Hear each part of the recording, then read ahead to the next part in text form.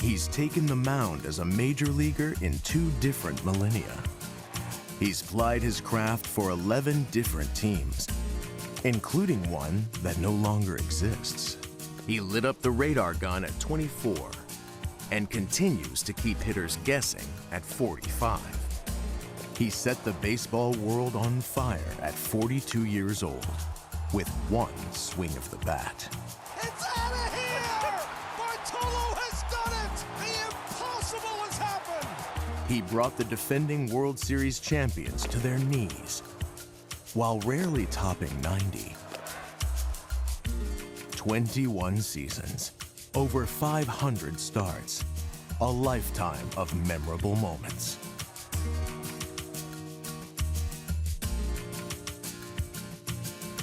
Bartolo Colon is the most interesting man in baseball.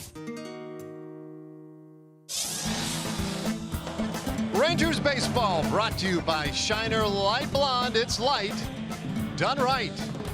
And it is a beautiful evening for baseball here in Arlington, Texas. And what a great pitching matchup we have for you tonight. A couple of the more accomplished pitchers in baseball tonight. Diamondbacks and Rangers, first game in a quick 2-game series.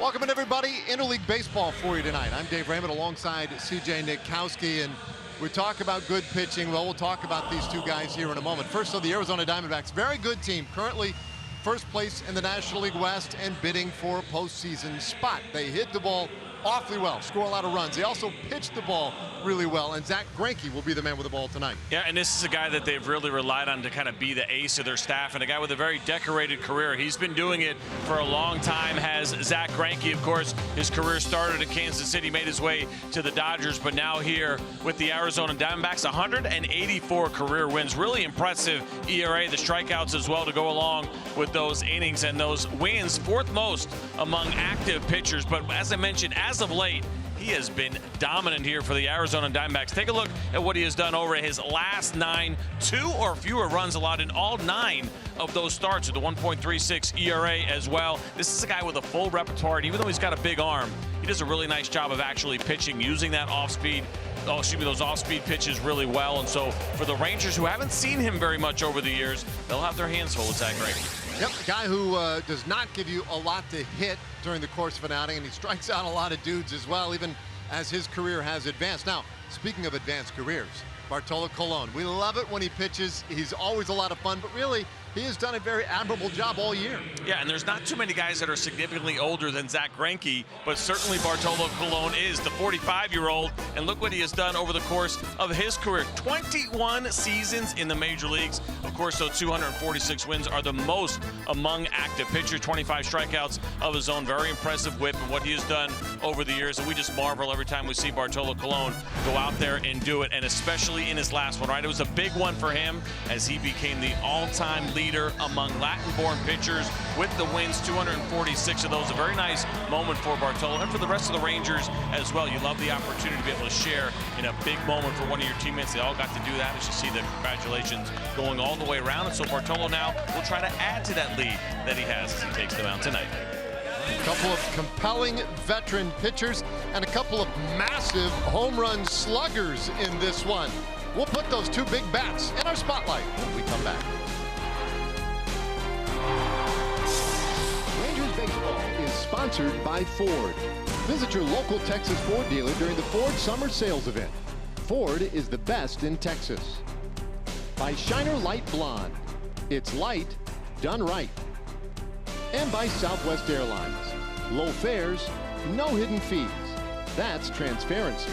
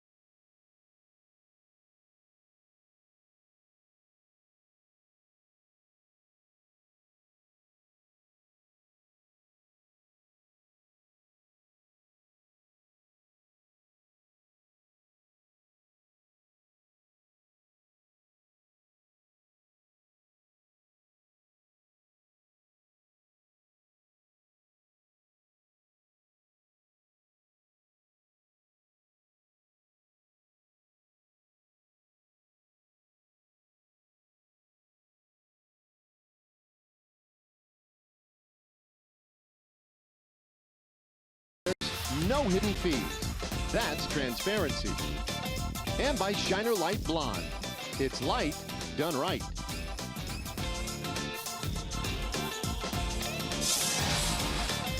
Well, we're ready to go. Bartolo is warmed up. We'll shine our spotlight here in a moment, but Cologne, 6 wins, 10 losses, a 5.18 ERA, making his 22nd start of the year for the Rangers tonight. Rainy all day, really rainy all week, but it cleared up a little bit before game time. Partly cloudy skies now above us, and we're set to go. So the veteran right-hander winds it up, and we are underway with ball 1.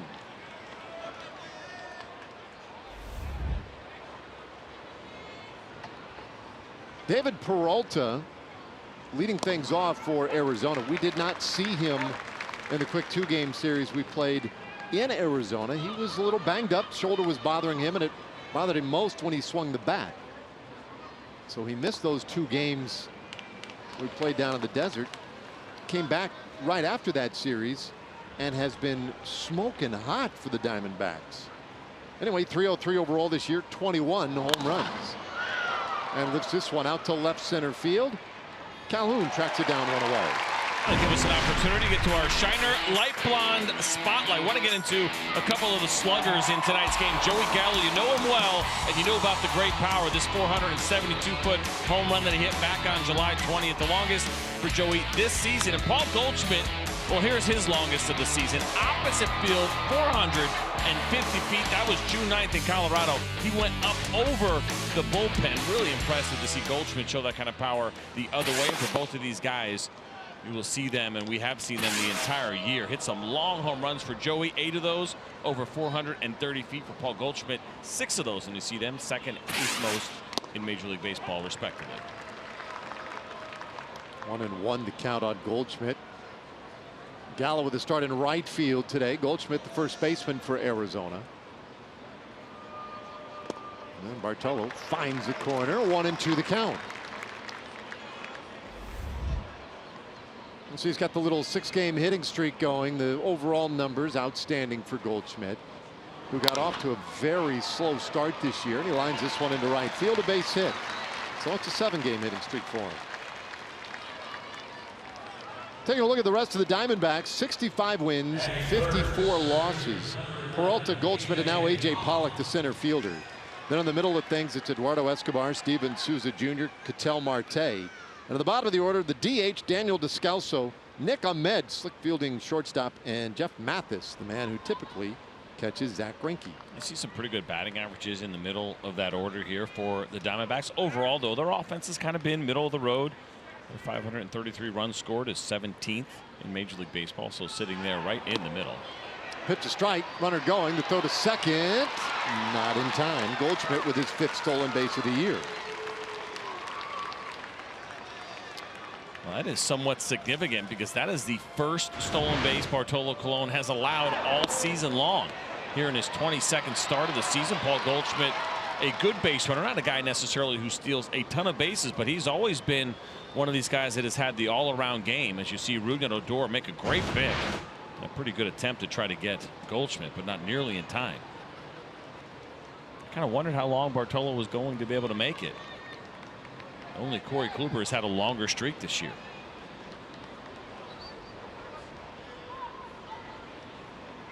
Goldschmidt, sneaky fast. I mean, he's a big guy, but runs well. He's a lot of similarities between Goldschmidt and Joey Gallo.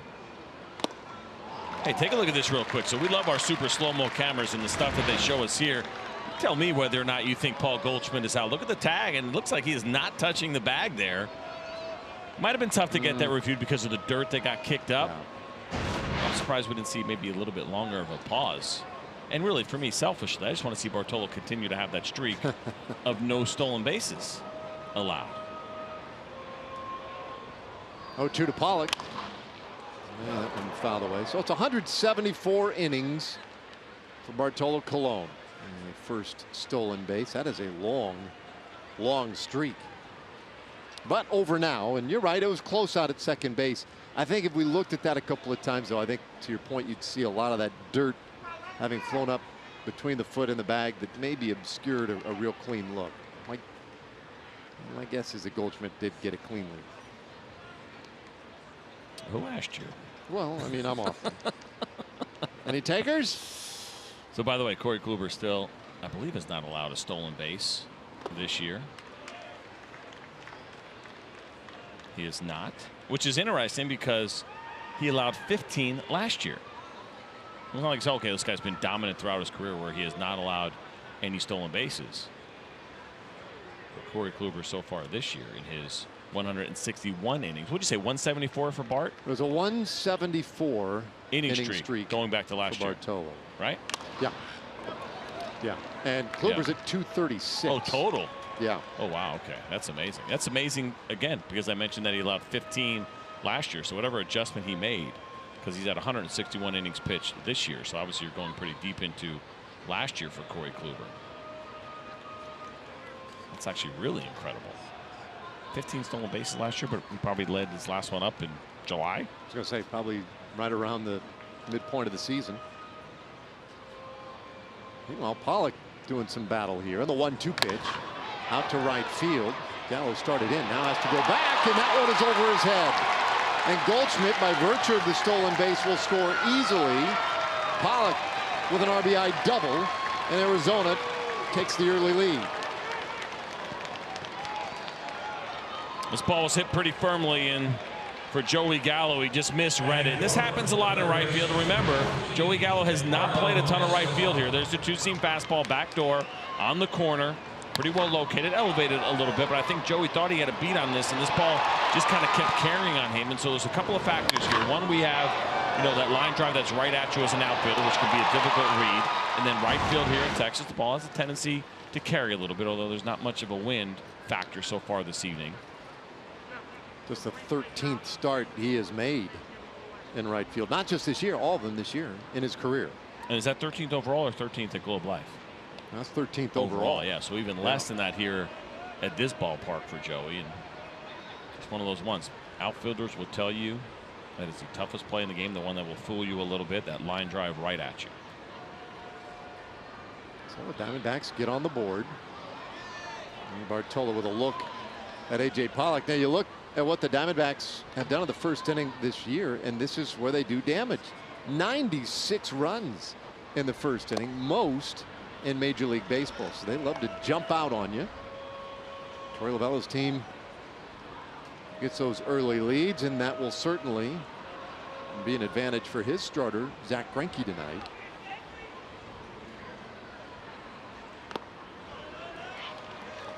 (2-0). Now, when the Diamondbacks score first in a game, overwhelmingly positive results for them this year. 46-21 when they score first.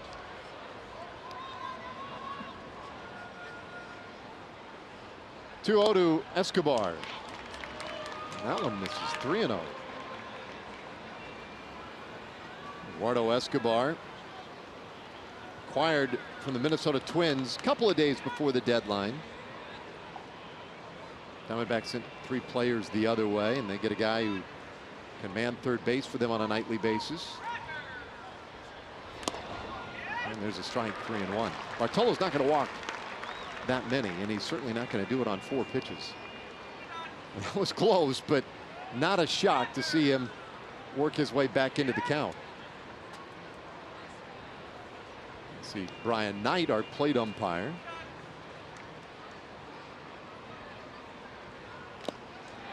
Full count all of a sudden.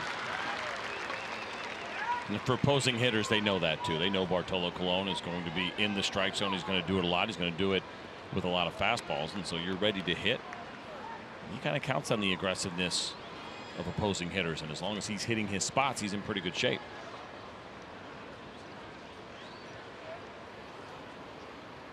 (3-2).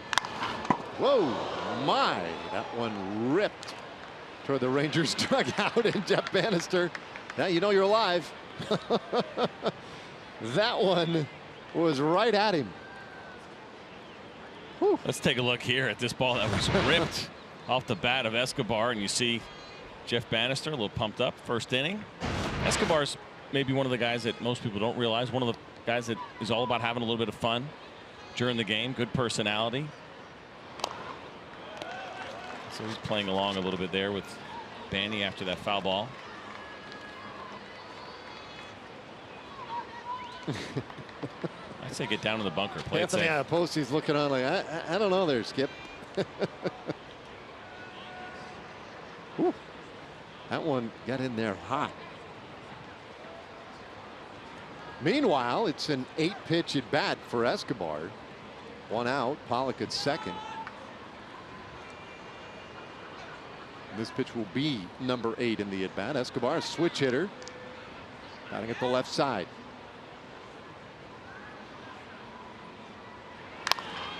And a good hitter too. You see him fouling off some pretty tough pitches here from Bartolo Colon. And again, Bartolo lives on the edges when things are kind of going his way. That's where he is at. And this is that front door two-seam fastball again. And Escobar keeps his hands in, lines that one into the stands. He's been good in these spots, by the way. 391 this season with runners in scoring position. He's got A.J. Pollock out there in scoring position right now. Now a 3-2. One in the air left field, and Calhoun. Well, let's get to our Shiner light blonde pitch arsenal for Bartolo Colon. I mentioned the fastballs. You see a lot of them between the 4-seamer and the 2-seamer. And it's 79%. You'll see the changeup as well, 11%. The slider, 8%. Every once in a while, he's been throwing that cutter, something we've seen a little bit more from Bartolo Colon. But it really is all about the 2-seam fastball, the location of that pitch that is averaged 87 miles an hour. That's the one you got to keep an eye on, and that's key to Bartolo Colon's success.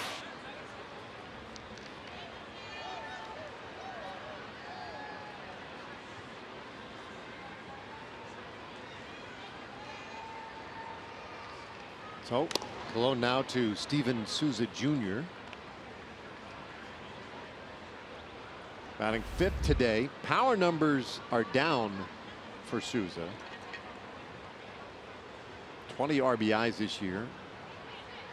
3 home runs. You see the on base plus slugging though. Last 21 starts at .950. So he's been pretty productive lately. He takes a strike. It's 1-1. Well, he had the injury. What was the injury that he had? You know, he was hurt. Missed a decent amount of time this year. I don't know if it's a little bit kind of slow coming back here for. He had a right pec strain. He was diving for a ball and strained his pectoral. High fly ball down that right field line and foul. Oop, in and then out of the seats. Yeah, so it's only been 40 games played for Souza this year, who came over from the Tampa Bay Rays. They were pretty excited. Looked like a good get for them. He had 30 home runs last year with Tampa. Never a high batting average guy, never a high on base percentage guy necessarily, but he's shown some really good power last couple of years. 47 home runs coming into this season. But only 3 so far. But the Diamondbacks are in that situation right now as they sit in first place. Doesn't matter that he missed as much time as he did. He's swinging a really good bat now, and that's all they need for these last 7 weeks of the season. This one hit hard over third and down into the left field corner. Pollock will score easily. Souza around second, thought about it, but he'll be satisfied with a double.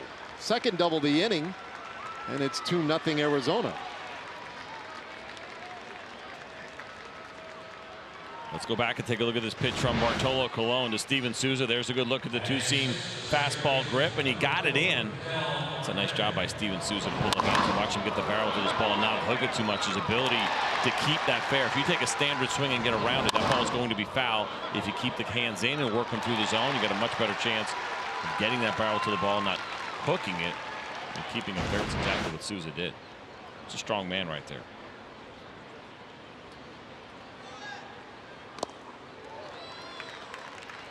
Now Ketel Marte. Marte, how about that? 10 triples and the 10 home runs. Has 18 doubles today. A lot of extra base hits. Now their ballpark plays to a lot of triples. We saw it while we were there. He lifts this one high in the air out to center field. DeShields hits his way underneath it, and that will end the inning. But a 2-run top of the first for the Diamondbacks. And Colon gets him into the dugout. Now the Rangers to go to work.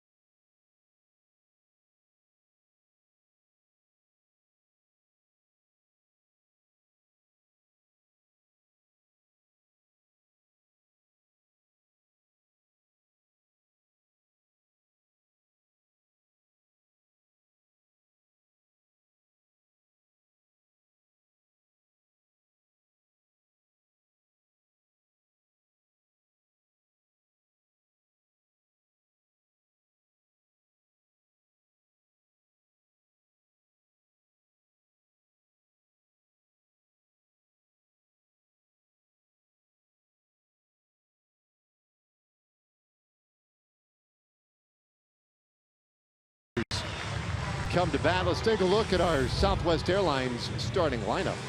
Shin-Soo Choo is the DH leading it off. Rougned Odor at second base batting second. Then it's Elvis Andrus, Adrian Beltre, and right fielder Joey Gallo. Trinos catching. Guzman at first base bats seventh. Calhoun in left, and Delano DeShields rounds it out in center field. So that's the Rangers' order tonight against that man, Zach Greinke, making his 25th start of the year. 12 wins, 7 losses, and a .289 ERA. Well, he gets right in there with strike one. See Greinke coming out. First pitch changeup, it looked like, to Shin-Soo Choo. Kind of an interesting choice, but that's the respect that Choo gets. We've seen him jump on that first pitch fastball pretty often this season and be successful in those spots.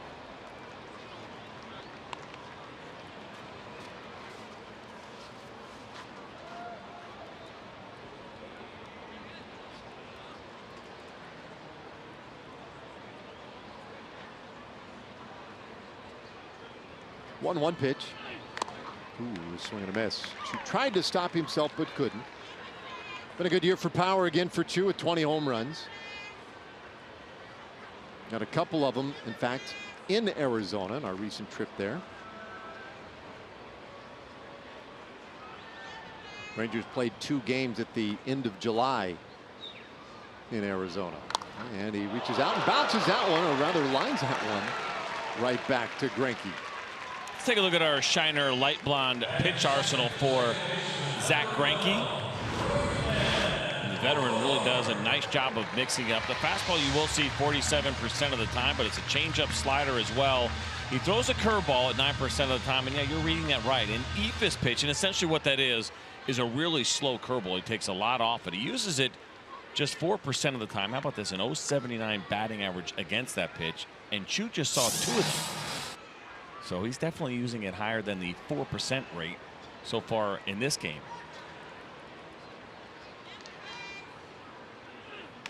And it's funny because we talk about, when it comes to qualifying pitches, a lot of it is done automatically.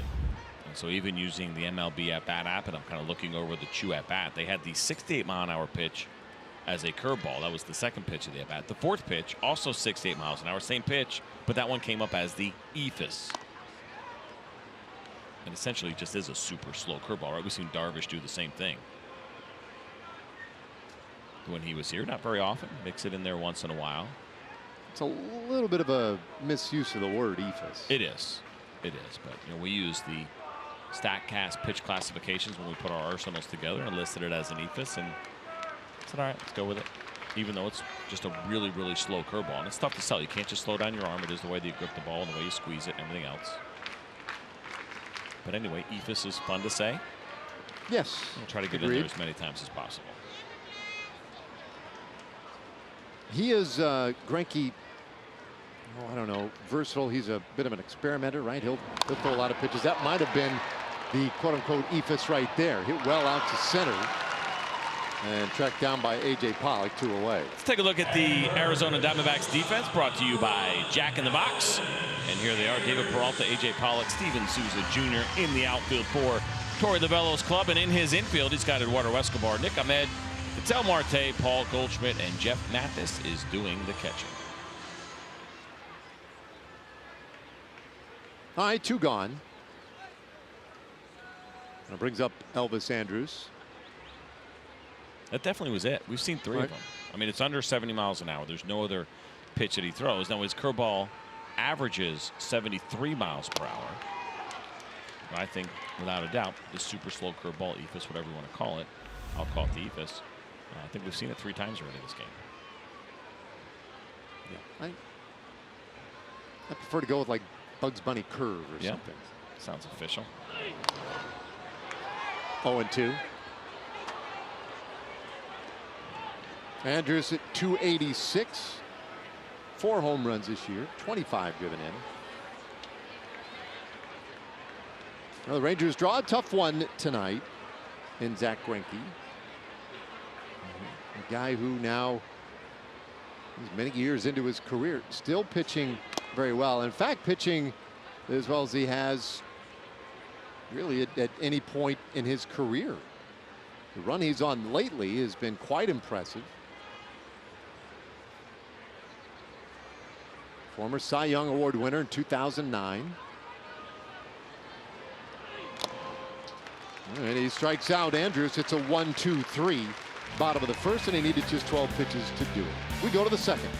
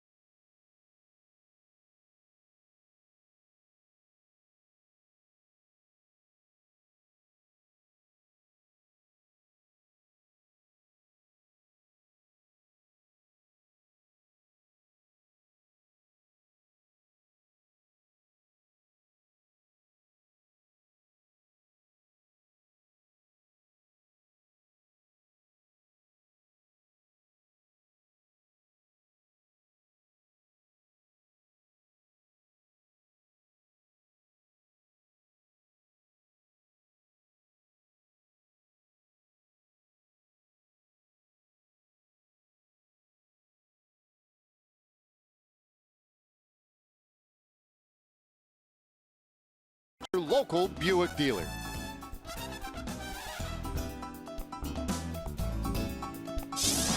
One inning in, and now to the second. We'll see the bottom third of the order for Arizona. Bartolo Colon's first pitch, and Descalso shanks it away foul.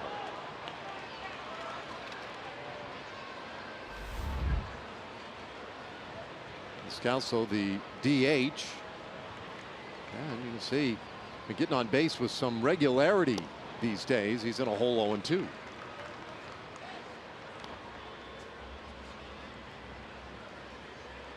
Had a home run yesterday.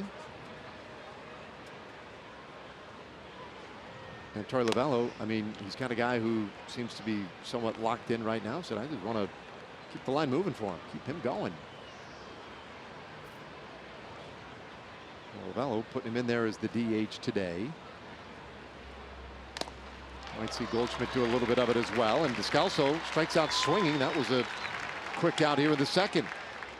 With one away, we check in for the first time tonight with Emily Jones. Well, once he notched win number 246 of his career in his last outing, Jeff Bannister said they will handle Bartolo Colon a little bit differently. Obviously, baseball is not a game about personal accomplishments, but in this unique season for the Rangers, they really did want Bartolo to get to that mark, that 246. And now they're more concerned with getting those younger players some experience, maybe letting him have a little bit more rest depending on the game situation, but he did acknowledge that they will handle him differently from here on out. Yeah, I think that's interesting. You know, you think about where the Rangers are right now. Of course, Hirado was here, so there's one of your younger starters that's taking starts. Martin Perez, because he missed some time, you certainly want to see him take all of his starts. I guess the question just becomes, is there somebody else in the system that you want to see maybe get some more starts? Right now there's 6 guys in the rotation. Is there a time where you want to have it go to 5? You see Hutchison and Gallardo right there, Hirado sitting in between them. It'll be kind of fascinating to watch to see what the Rangers do and who else they may want to take a look at. September is just around the corner. Of course, rosters will expand on September 1st. Off the handle. Ooh, little wacky spin back to Colon. And Nick Ahmed put out 2 away. Dave Raymond sandwich. Hey, let's take a look at the Rangers defense, delivered to you by Texas Farm Bureau Insurance. Willie Calhoun, Delano DeShields, and Joey Gallo are in that outfield tonight for Jeff Bannister. And in the infield, it's Adrian Beltre, Elvis Andrus, Rougned Odor, Ronald Guzman, and Robinson Chirinos. Wish I could have my ball check up like that. That was nice. Potentially more of a 5-iron right there for you. Oh, no, check you out. It's a bad spin. Jeff Mathis. Oh, he's right up there hacking. Ooh, just foul. Mathis, 2 of the catching today, batting 9th. And they like to pair him up with Zach Greinke. You see the overall numbers for him. The average just above the Mendoza line, but better lately for him.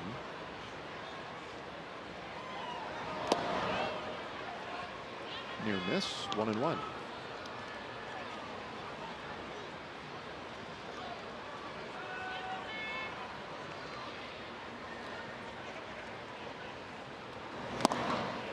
We noted before the ball game the Diamondbacks leading the National League West by a game over the Dodgers.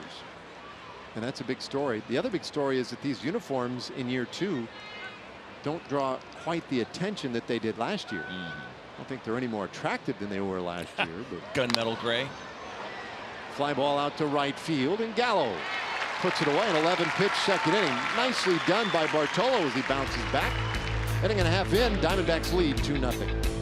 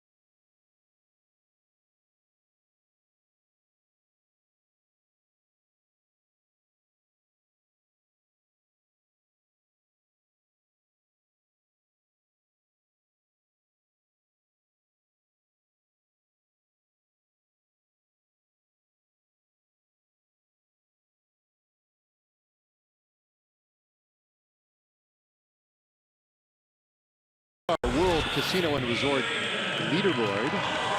Beltre steps in. You can see interleague hits for Adrian, 359 in his career, and just short of Derek Jeter. And then Ichiro Suzuki. By the end of the year, there's at least, what, 10 interleague games remaining on the schedule. Yeah. I mean, he could be the all-time leader. Just need 9 hits. Figure he might not play every single game, but play most of them. Another notch on the belt. Bouncer up the middle. And Nick Ahmed takes care of him, 1 away. All right, so Zach Greinke, very good there in the first inning. Our Kubota power stats on Greinke.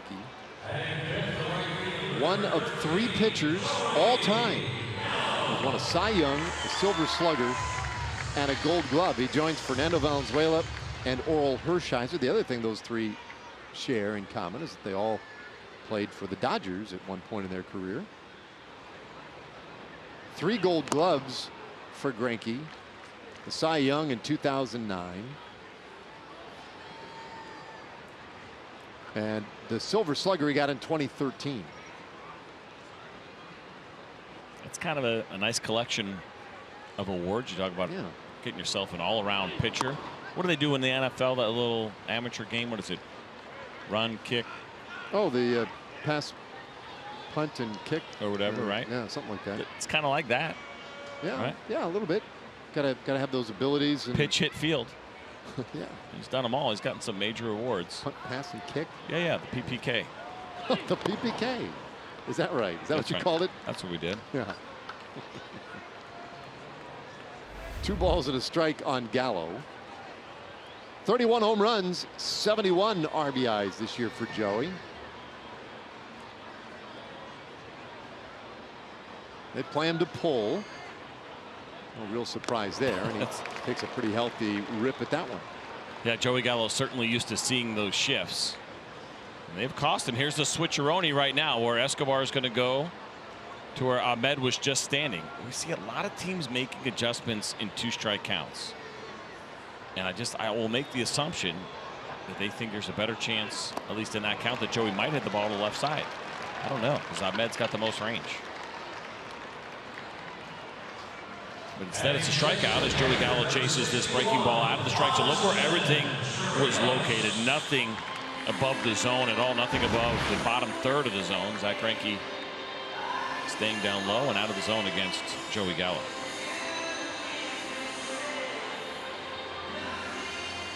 So 5 up, 5 down, and it's Robinson Chirinos now, 219 average.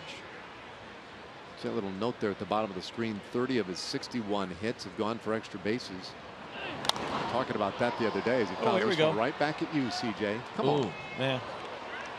That came really close though to hitting our fancy 8-ball camera. Yeah. That would have been unfortunate. The camera that's actually shooting us right now almost went down. This guy right here. Be grateful. It's Dave's lucky 8-ball camera.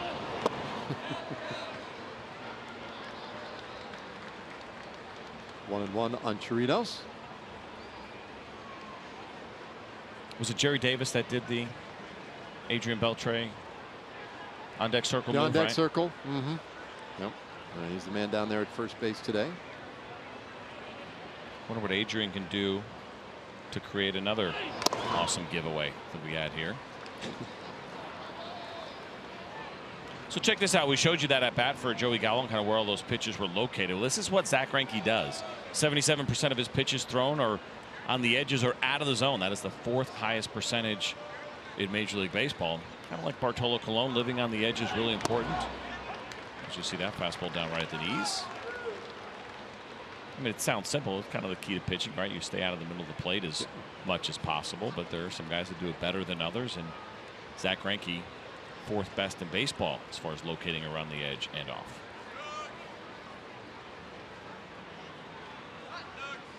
Two pitch. Oh, he waited on that one, but yanks it foul. Still out in front. Keeps the count 2-2. And Robinson Chirinos hoping he could stay back just a little bit longer. He did a pretty good job. This is so difficult to do because look how slow that pitch is. It's up in the zone, but it's 69 miles per hour. The idea of trying to stay back when you're seeing a fastball at 90, 91 is really difficult to do. Robbie hit it hard, but he just couldn't stay back any longer. Bugs Bunny curveball. Yeah. Tough. Bugs Bunny throws the changeup. I see where you're going. That's kind of what you think. He was fastball changeup. Off the plate. According to StatCast. According to LooneyCast. I see what you're trying to do. Keep efforting. Well, let's put it this way. It was not an ephus. No, it's not. It's a curveball. It's misdiagnosed. Little comebacker. Man with a couple of gold gloves makes the play. So it's another 1-2-3. Greinke's already made a couple of plays on the mound. We played 2 complete. Diamondbacks for the early lead.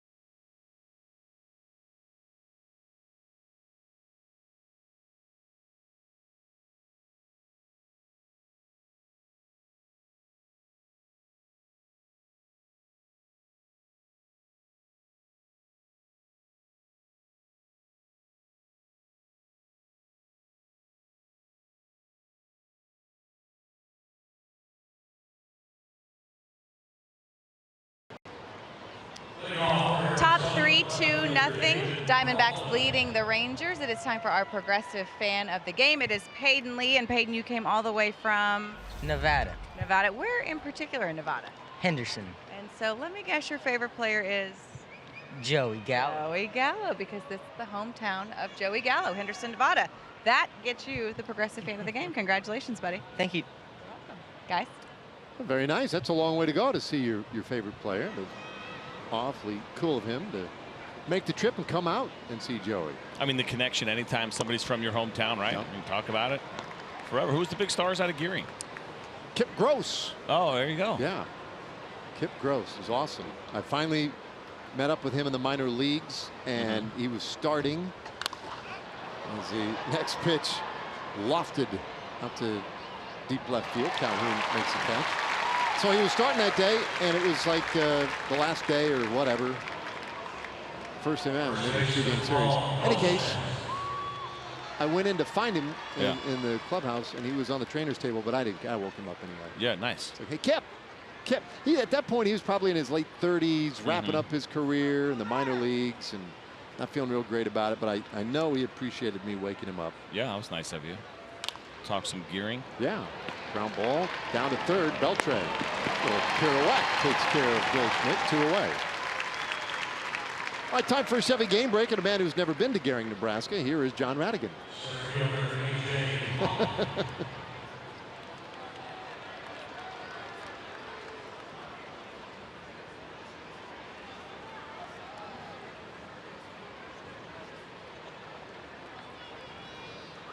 Yeah, he certainly is, and they put him in that leadoff spot, and he's been doing really well. I'm going to fact check you a little bit here, though. It says here Kip Gross was born in Scotts Bluff, Nebraska. Are you exaggerating this from Gearing? No. He went to Gearing High School. Oh, okay. And took a bus in from. Then he ended up with his town. fortune, with his baseball fortune. He built a home out in the Wildcat Hills. So I mean, sounds pretty fortunate. You might be surprised I'm not the biggest celebrity from Suffern, New York. Walt Weiss is our claim to fame. It's a big one. He got a parade. So that's one of the 2 major leaguers that it's a World Series ring, right? Rookie of the Year. Does he have a World Series ring? Oh yeah, believe so. Yep. It's all about Walt Weiss in Suffern, New York.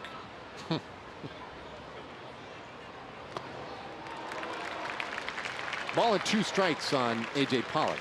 And that girl that played the ukulele in America's Got Talent. What? Yeah, you know what I'm talking about? Absolutely not. Yeah, last year she crushed a little, maybe 12, 13-year-old girl. Oh, wow. Yeah, so that is something. I don't even want to say that I'm third because it's probably unlikely.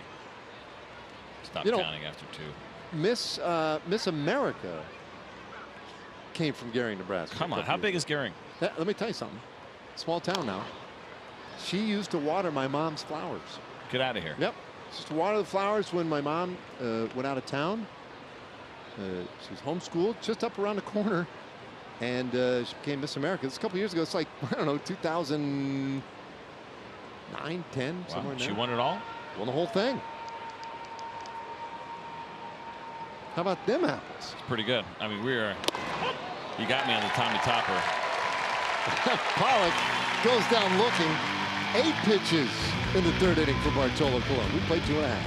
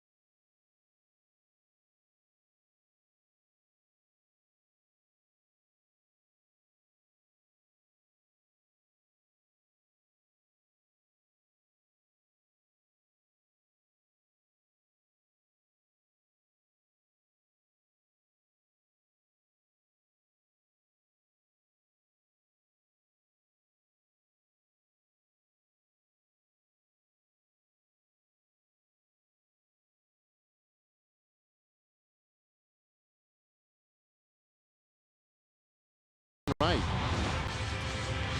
Bottom of the third inning, Rangers still looking for their first base runner. Ronald Guzman, Willie Calhoun, Delano DeShields due here in the third against Zach Greinke. Teresa Scanlon, by the way, Miss America. Yeah. 2010. Oh, Grace Vanderwall, 2016 winner of America's Got Talent. You know what we need to set up is like a tug-of-war championship between the two cities. Get them together as a tug-of-war. What is the population approximately, would you say? Probably about 5,000 these days.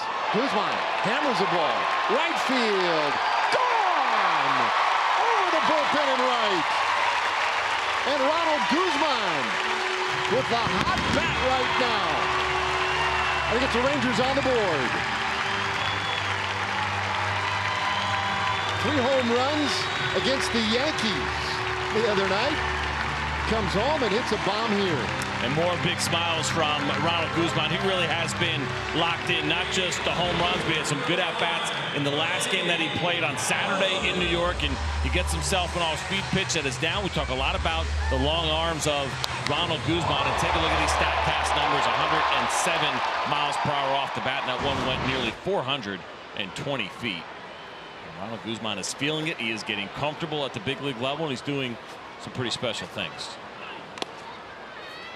So Greinke fires one a little bit in. Guzman, some congratulations. And Elvis was impressed. Calhoun, a little chopper over the mound. One away. Let's take it back to what happened in New York on August 10th. This was a lot of fun to watch. Ronald Guzman in the Bronx, in Yankee Stadium, a guy who said he hated the Yankees growing up as a Boston Red Sox fan. Well, he got his opportunity to exact some of that revenge from when he was a child. That bomb, by the way, went well over the bullpen to right center field. And then his third one of the night, opposite field, down the line, squeaked it out. An historic night. His family was there. It was the first time that his father ever got to watch him play in the big leagues. And what a gift from Ronald Guzman to his family, who was up from the Dominican. 3 home runs.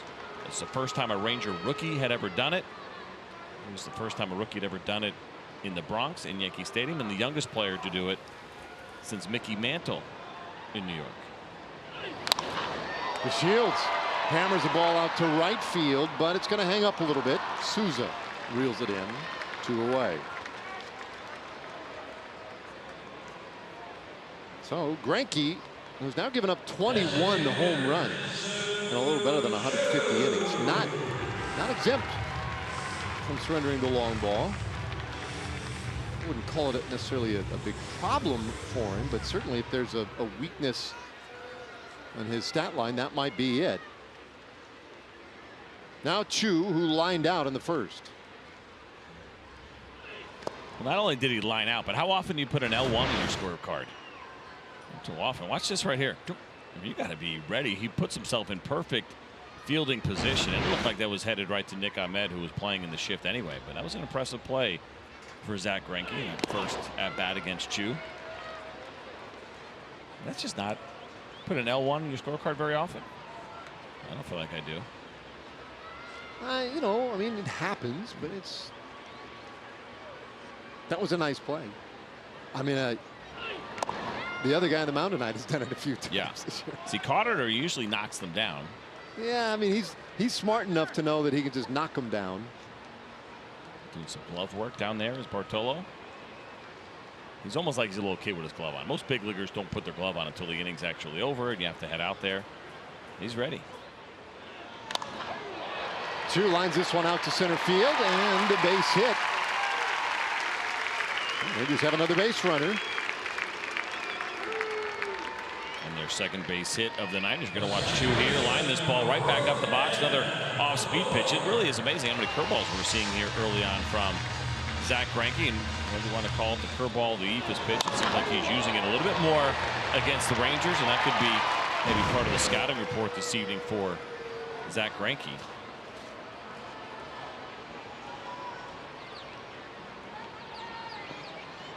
Check out that pitch range, 67 miles an hour on one of those slow breaking balls. The fastball has reached 91, and I mentioned it's just kind of interesting to see the difference for Zach Greinke. Combined, he's thrown his curveball about 13% of the time when we showed you to eat this pitch, but you put it all together and it's been about 13%. Tonight, 23% already. That's a significant difference. So Zach Greinke trying to establish that curveball early, kind of backwards of what you would see in most situations for a pitcher. Fastballs, changeups early, then you go to the curveballs and sliders a little bit more. He goes 2-0 on Rougned Odor. He flied out in the first inning, 0 for 1.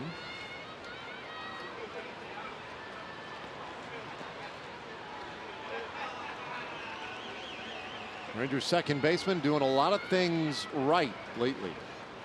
Good road trip. That one up, and he hits this ball in the air out to right field, but just underneath it. Souza hauls it in, and the inning is done.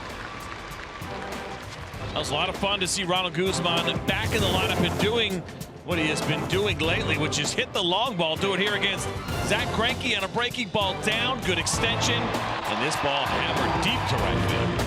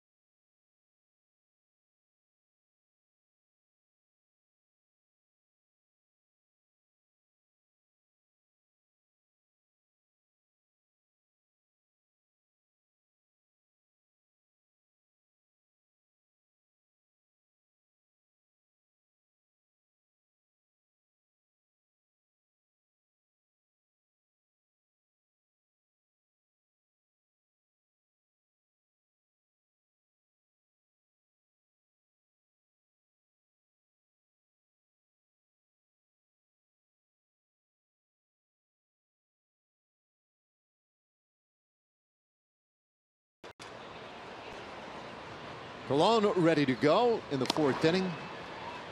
His first pitch a little bit wide to Eduardo Escobar. Escobar, Steven Souza Jr. and Ketel Marte. Colon has retired the last 7 in a row and hits the corner there. It's 1-1. So the Diamondbacks, I mean, they jumped on Bartolo in that first inning for a couple of runs. And they've done that to a lot of pitchers this year, leading Major League Baseball in terms of first inning scoring. Torey Lovello's team right now also leading their division in the National League West, a game lead over the Dodgers, a game and a half over Colorado, and the Giants are 6 back. Got in as a wild card team last year. And this year designs on winning that division.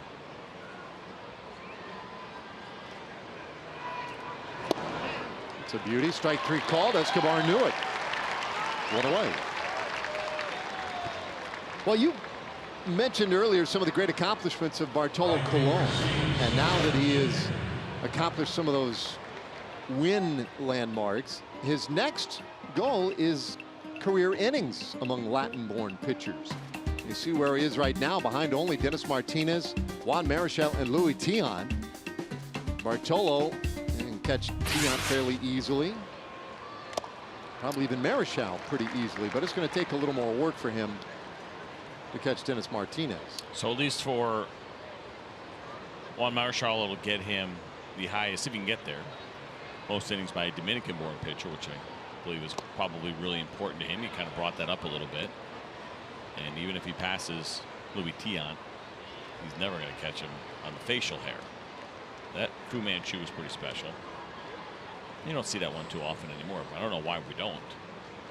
Bartolo would be fantastic with one. He would be very good with the Fu Manchu. Ball and 2 strikes on Souza. Let's see, right? Yeah, that's a look of a bygone era right there. Bartolo looks older than all those guys in that picture too, right? Well, I mean, he's 45 years old. Count stays 1-2. 45 years old. Oldest player in big league baseball. You see Souza had that double earlier. He might have been misled by a certain color announcer on Souza's power numbers this year. Huh? This one off the plate. Did I say 3 homers? No. You said that the numbers are down this year because of the injuries, and he has missed some time for injury. But yeah, it was 30 home runs last year and 500 and change at bats. If he had the same number of at bats this year, he's on pace for 11 home runs. And this one's going to fall well short. Calhoun is there. 2 away. Of course, not just the injuries with Souza. He's just not hitting the home run. No, I know. But point being, I'm saying, was he slow kind of getting back? You know what I mean? If it was the injury slowing him down, I guess was kind of what I was getting at. Not quite feeling himself going to a new team. That's what I was getting at. Okay. Not that his rate was going to put him in line with where he was, but you know, we've seen it, right? Elvis gets back from his injury, a little bit of a slow start. Elvis, a guy that showed us some power, and you know, last year has been on a pretty interesting track. The last couple of years, really good to see him and what he has done. And you miss some time, you get thrown off. It takes a little while to get that power stroke back. Marte with a harmless ground out to the right side. How about that? An 11-pitch inning for Cologne. That's 10 straight for the big sexy. And we go to the bottom of the 4th.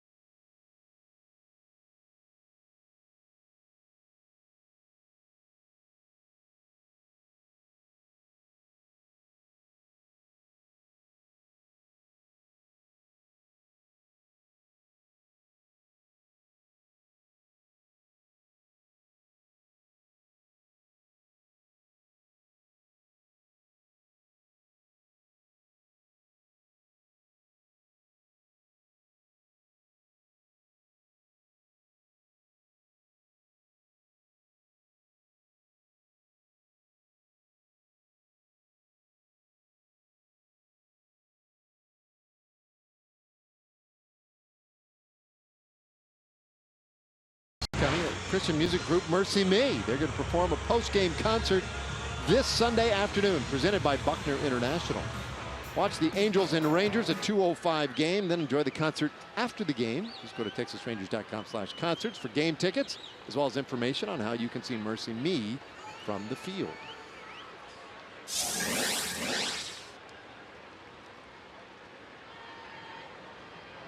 So, Andrus to lead things off here against Greinke, and he rolls one right up the middle. That's a base hit.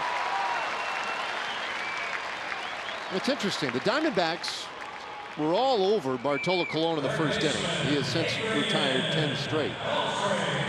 And Greinke was really good in the first 2 innings, but the Rangers starting to make better and better contact. Yeah, good swings against Greinke. I think, you know, based on what he has shown so far, if you're a Ranger hitter, second time through the order, you could start looking for some off-speed pitches, knowing that he has stayed away from his fastball, hasn't used it very aggressively so far, and it's also a kind of fastball, even though it's a good one, it's not one necessarily that you're worried about kind of getting blown past you. He's been locked in. He's thrown great. We mentioned it in our open, 9 straight starts of 2 runs or less. So the Rangers taking some pretty comfortable swings against those off-speed pitches of Zach Greinke. My Beltre up there. So Andrus, one of the things he's done well lately now, has hit in 23 consecutive home games. Longest streak here since 2010 when Josh Hamilton went 29 straight at home.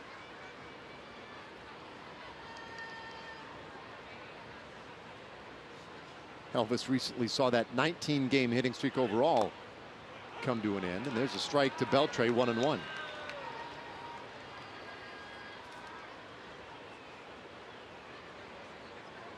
One for 4 yesterday in New York.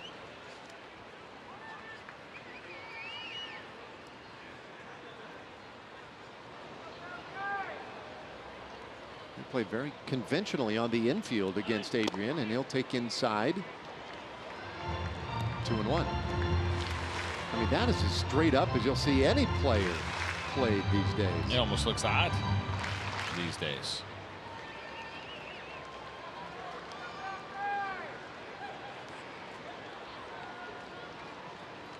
It's right out of the textbook.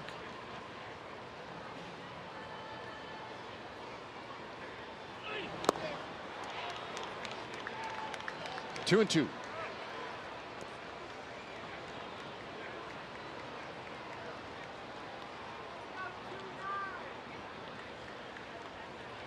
We talked so much about Bartolo Colon on those nights in which he starts, and his stature in the game, the length of his great career.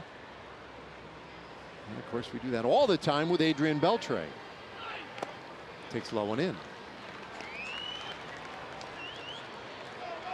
It's been a lot of fun too to watch him climb up the list. The names that he is passing. When we were in New York, he had a home run past Chipper Jones on the all-time home run list. 3,136 hits in his career, 19th all time. And 5 hits away from Tony Gwynn. He pulls this one foul. Full count. And you look at these two guys together on the same team, only active players to play in 20 or more major league seasons. And they've shared a clubhouse all year. I mean, it really is incredible. We throw it up there, and it's kind of cool. No, it's amazing to be able to hang in this game for 20 big league seasons, especially now as the game has gotten younger, and general managers and decision makers when it comes to the roster are certainly leaning younger when they're trying to build those rosters. There goes bouncer right side, and they will take care of Beltre. That just missed hitting Elvis Andrus. I'm not sure how he managed to escape being hit. Well, this is why you do agility work in the offseason. Watch the quick feet. You see Elvis taking off. He sees it, slow down, speed up a little bit, try to serve as a slight distraction, hoping that Marte would miss. To see like there, boom, kind of slow and get the legs up in the air. I think he definitely assumed that Marte was only going to throw that ball to second base. Elvis came off the bag a little bit. Had he actually flipped it to short, that could have gotten a little interesting. So we'll call it a productive out for Adrian, and now Joey Gallo. He takes low.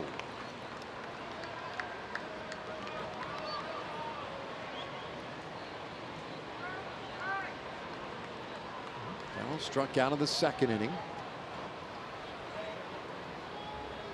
Big, strong, left-handed hitter.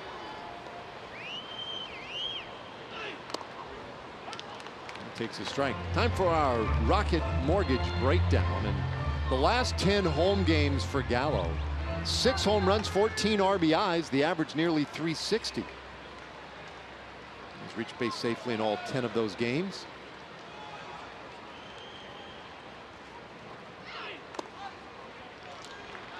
Two and one. The home run he hit in the last home game here, right before we went to New York, that game against Seattle. It's his last at bat. Pitch came so far in, almost hit him. He was so tied up, so jammed up on that thing. He was, said afterwards, he was angry at himself for even swinging the bat, for starting that swing. Just so upset that he got fooled. Of course, he hit it out.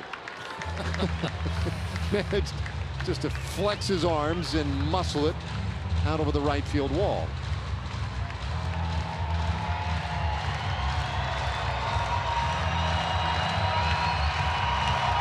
A good spot for him here. 3-1 should get something good to hit.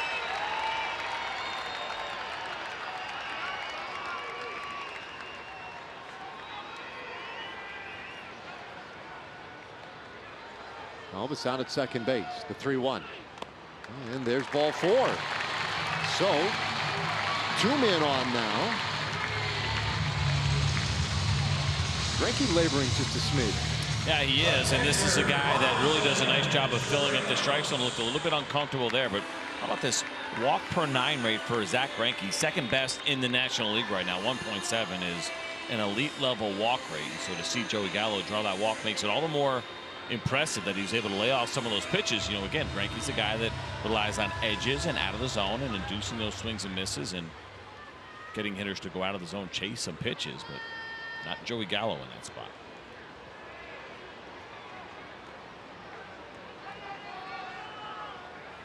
So the couple of men on, he'll deal with Robinson Chirinos.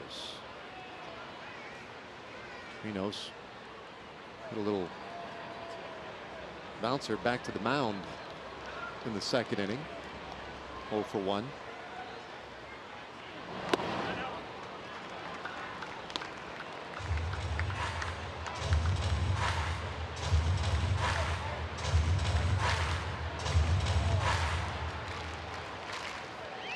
Greinke, meanwhile, his 3rd year with the Diamondbacks. Previously, it's been a couple of years with the Dodgers. Longtime Kansas City Royal. That's the team with whom he came up. This one popped up back behind the plate, out of play.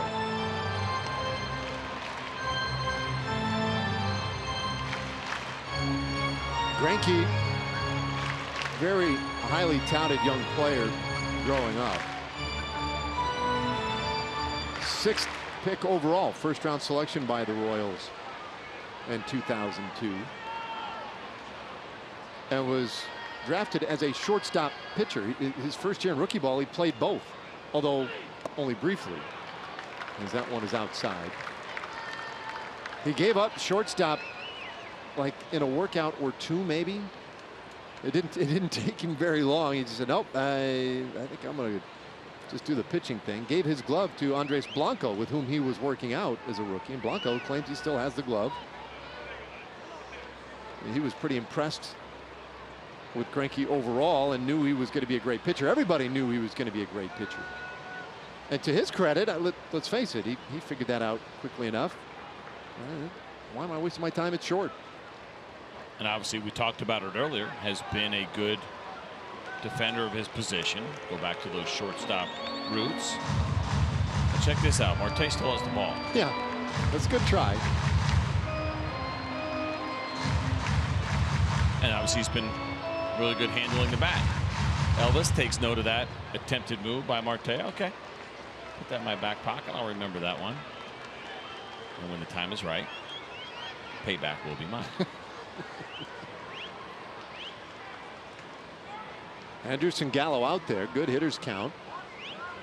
And the 2-1 at Chirinos. And he'll foul it back.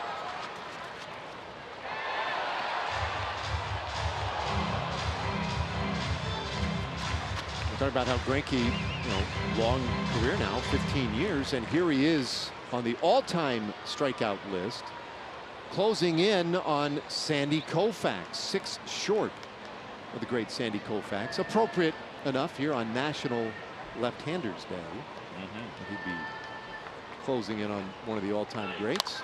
This ball hit well, high and deep to left, and gone! And Chirinos with a 3-run bomb puts the Rangers in front. It's a 4-2 ball game.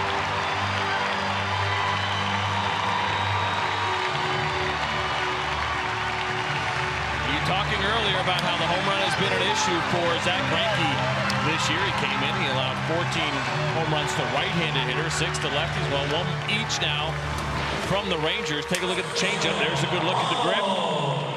Not a bad pitch at all, but Robinson Chirinos is all over it. Kind of thigh high, down far enough, and got that move. But we saw Robinson Chirinos crush a hanging breaking ball earlier, but foul. He's able to stay back long enough on this changeup and hit it 106 miles an hour and nearly 445 feet. So an impressive shot by Chirinos. Rangers now with the lead, and Ronald Guzman, who got the scoring started for the Rangers last inning, stands in. Tough call there. Guzman didn't like it. You see that conversation going back and forth, and he's got a legitimate argument. That's a tough take and a tough call for a guy that does a good job and has done a really good job working the strike zone, and he's locked in. That's frustrating for a hitter.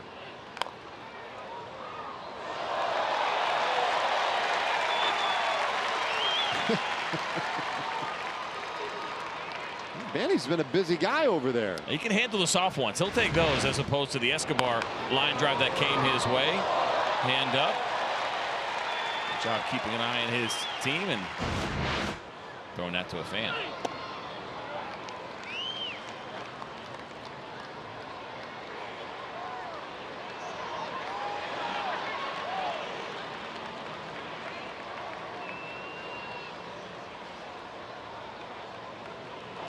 Ball and 2 strikes to Guzman. It's this ball out over short. That's a base hit into left field.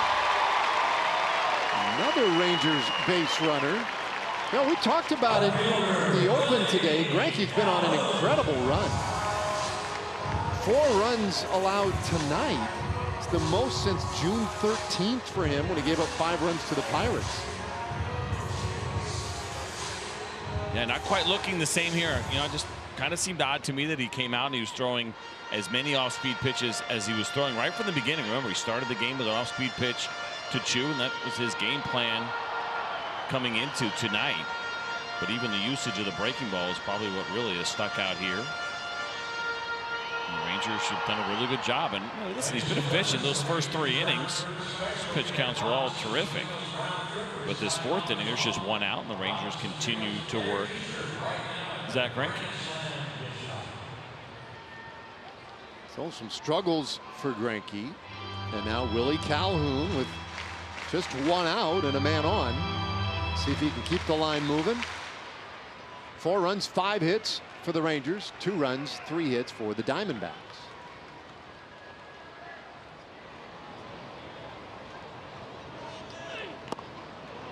Willie trying to hold up. He did. And it's not just the struggles of Zach Greinke, but also how good the offense has been here with the Texas Rangers. How about their offensive ranks in all of baseball since August 1st?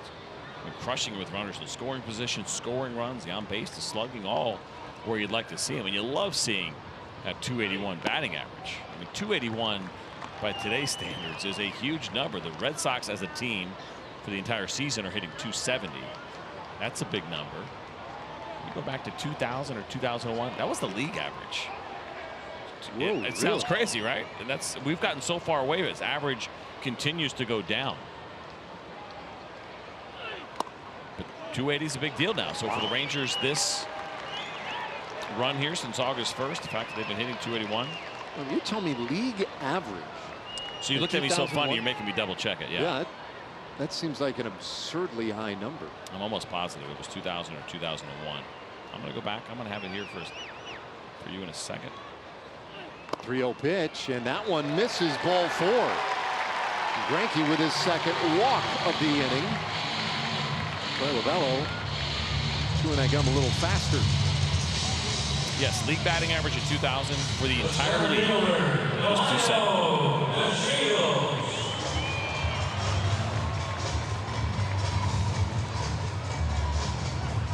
I only look those kinds of things up just so I can continue to compile my excuse lists for why things weren't necessarily going my way. That period. Yeah, that is a ridiculous number. Well, here is Delino DeShields trying to continue things, and he'll take a strike. And not to leave everybody hanging. So this season, 248, the lowest batting average think it's going to bring you back to 1968, I believe, before the mound changed. 50 years ago, yeah. The year of the pitcher, 1968, and here we are again. A fastball from Greinke. You could hear him grunt. He's trying to put a little more on it as he gets increasingly frustrated here. That's not his game anymore, though, right? He's not the power guy. There was a time in his career where that fastball would average 94 miles an hour. He is a little bit craftier these days, and he's been trying to be that guy with the off-speed pitch usage. And a grunt on a 83-mile-an-hour slider, I don't know. It's a little bit of a different feel. I think that speaks more to the frustration about how Greinke feels right now. I don't think he's going to get any more on that slider by trying to grunt through it.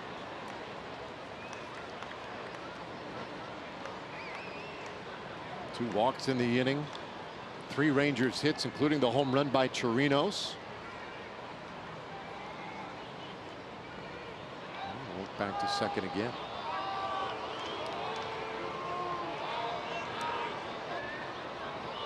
Greinke, it has always been sort of an unusual guy. His career is one where there have been some struggles with some of the teams and how to deal with him exactly.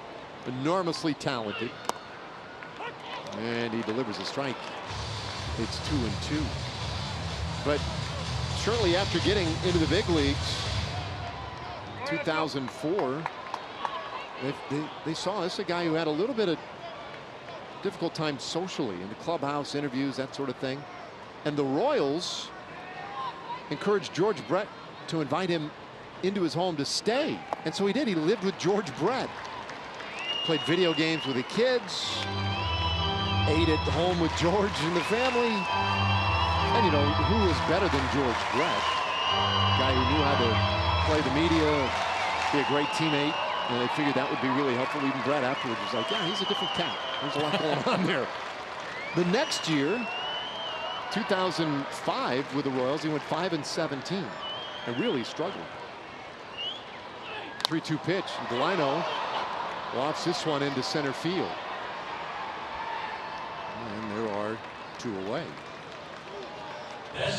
So in spring training, after a 17-loss season, Royals brought in a new pitching coach, Bob McClure, and Bob McClure met him at spring training. Before spring training then, they were training in Surprise at the time. And so he invited him to go golfing first. So he said, well, we'll go golfing, we'll just get to know each other. And so they're having a little conversation. He was having a tough time getting through to him. And Greinke finally just told him, he said, look, I'm going to tell you 3 things. I'm not going to throw a 2-seam fastball.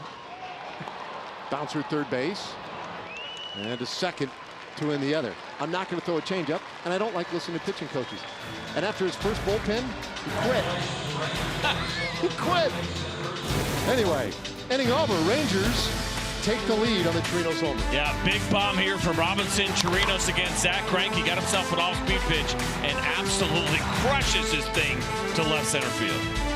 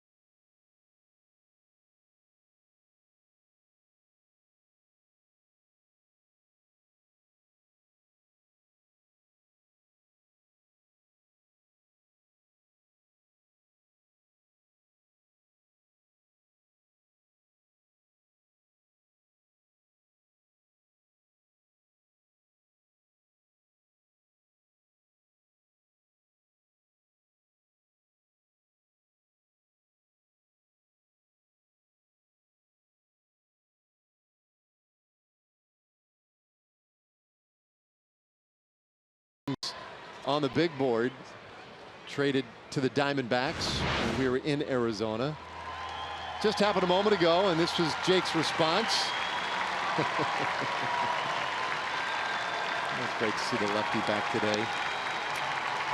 Well, certainly a well-liked teammate, well-liked by the fans, and so much that he went through personally when he was here. Of course, on the field, the great things that he did, but then off the field as well.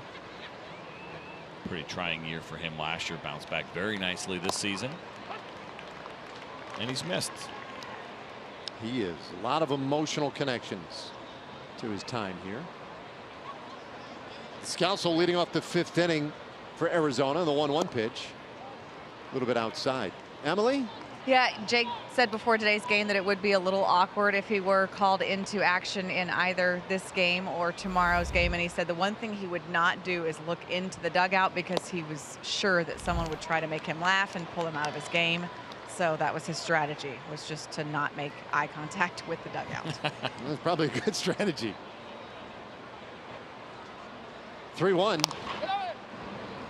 Full count. Now, when we were in Arizona and he got traded the day of the deadline, the Diamondbacks orchestrated quite the exchange because he went from one clubhouse to the other, and they had Baxter, their mascot, drive him in the little car. It's a long ride. Yeah. He said it was about, what, 450, 500 feet? Yeah.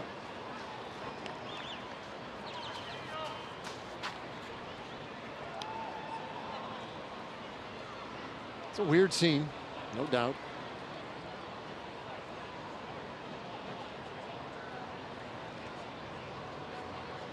(3-2). And there's ball 4. So Descalso reaches. And that'll bring up Nick Ahmed, RTXU Energy, power player to watch. Ahmed, a slick fielding shortstop, really good. Previous 4 seasons he combined for 20 home runs. Well, this year 16. Second among National League shortstops, so having a huge year offensively. Kind of a similar track in what we saw with Elvis Andrus, right? What was it, the previous 3 years for him? If I'm not mistaken, 3 or 4.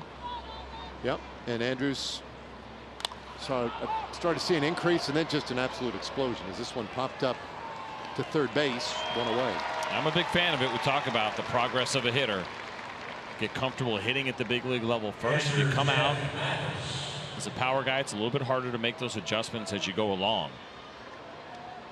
That's how you get your Jose Altuve's and the way Elvis kind of did it. Now you're seeing it with Nick Ahmed. That's a nice surprise because with Nick Ahmed, they weren't sure offensively really what he could be. He really was kind of falling into that mold of really good glove guy, and he is a very good defensive shortstop. But offensively, you know, wasn't exactly what you would expect. You'd love to see a little bit more, and at least from a power standpoint this year, he is giving them a lot more. Still doesn't get on base very often. He's never had a season in which he's got an on base percentage above 300. 299, excuse me, 298 last year, 299 this year. The other year is significantly below 300 on the on base, but this year adding power. You can do something offensive. You're not going to get on base. If you can add some power to go with the great glove, D-backs will take it.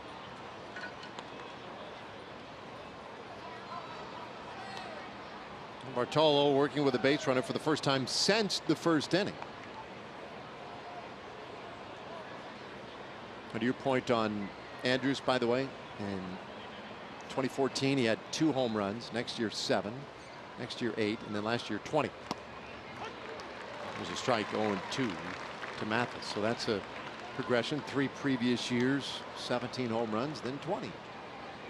And that's, like you said, we pointed out a lot. You see that with good hitters. And the other thing about Elvis, of course, was that along the way he was always a pretty decent on base guy. Maybe even hit for a high average as he did in 2016. 1 ball, 2 strikes to Mathis. 0 for 1. He flied out to right field in the second inning.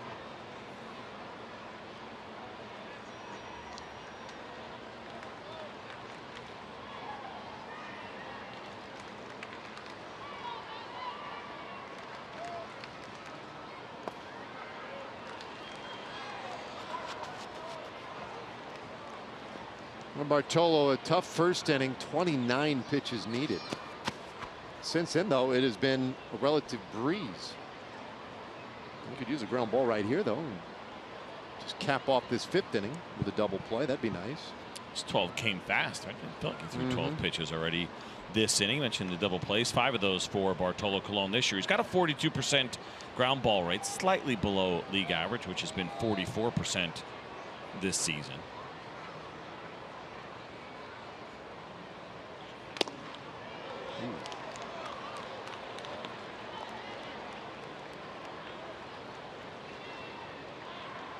Well, he's already walked 1.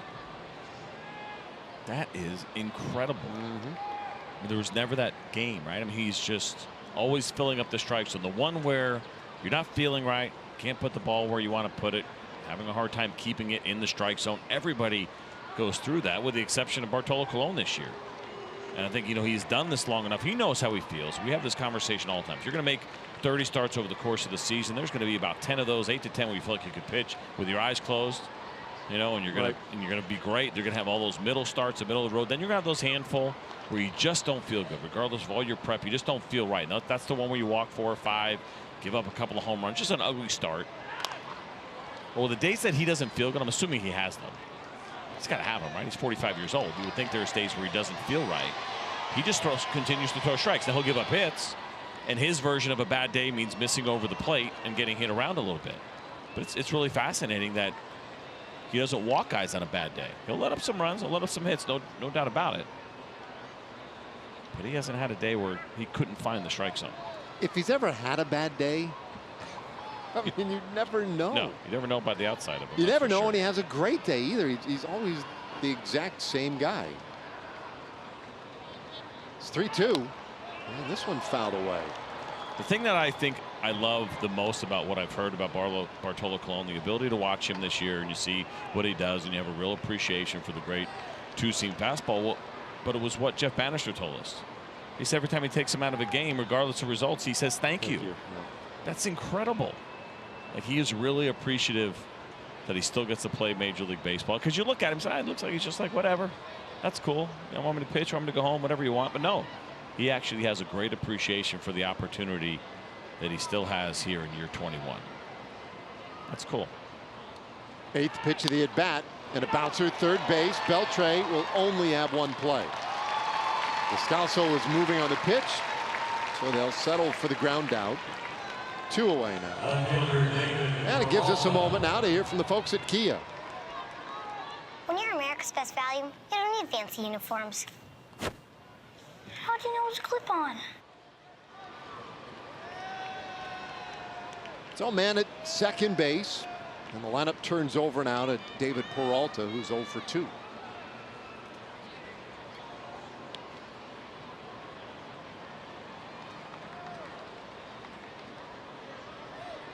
Talking about guys having great years, breakthrough seasons, etc. You might consider that for Peralta, already at career highs and home runs and RBIs. Look at the hits since the All-Star break, 31 of them for Peralta. And that is 5th most in baseball.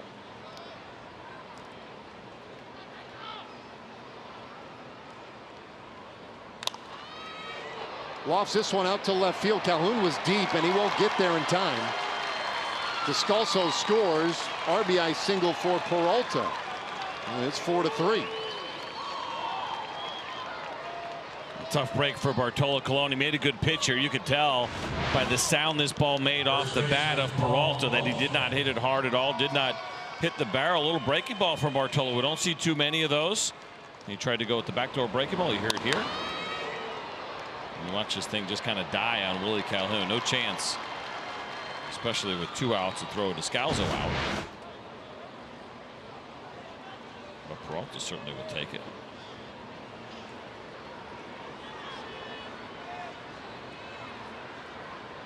So now Goldschmidt bats in the inning, which you would prefer to avoid. 1 for 2. Might not seem like a big deal, but that was actually a pretty amazing feat right there. Bartolo Colon threw an 86-mile-an-hour fastball, and Paul Goldschmidt swung at it and missed it. Bartolo doesn't get a lot of swings and misses, not part of his game. His fastball, he does not get very many swings and misses at all. And that two-seam fastball this year, he has just an 8% whiff rate. That means that every time an opposing hitter swings at his fastball, they only miss it 8% of the time. As it gets later in the game and the velocity comes down, you got a really good hitter like Paul Goldschmidt. To get him to swing at that and miss it, I think probably well below 8%. High pop up. Should end the inning. Odor calling for it, and it does. So Diamondbacks get a run back, and it's a one-run game as we go to the bottom of the fifth. Odor, Anderson, Beltre coming up.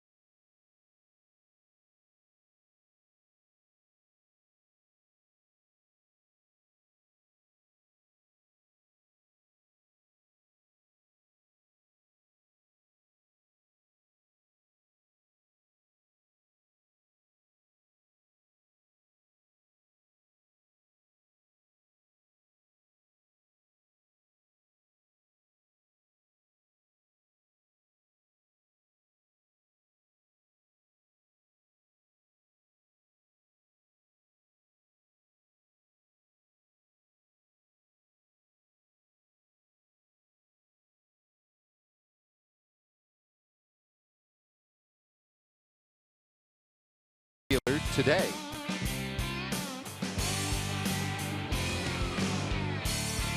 Bottom of the fifth inning. Rangers with a one-run lead. Odor, Andrews, Beltre, the 2, 3, and 4 hitters. Against Zach Greinke. Greinke needed 34 pitches to get through the fourth inning. We'll see what he has in the tank here in the fifth. Odor 0 for 2. He's flying out to center and to right.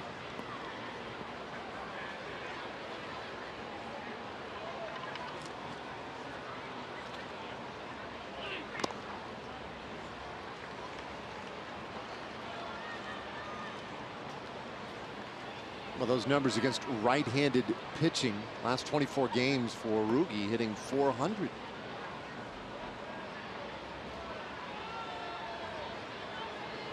So it might be a comfortable spot for him, although Greinke not a real comfortable right-hander to hit against, never has been.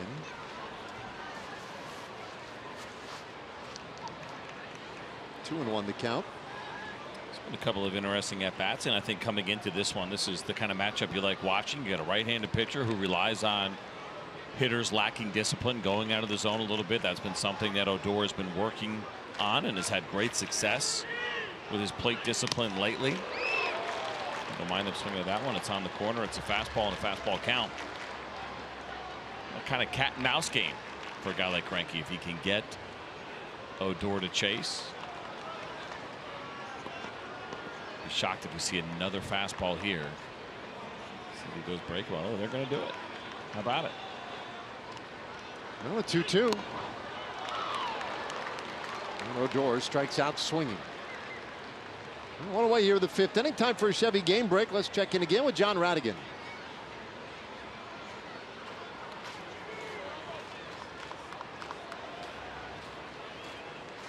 The shortstop, Andrews.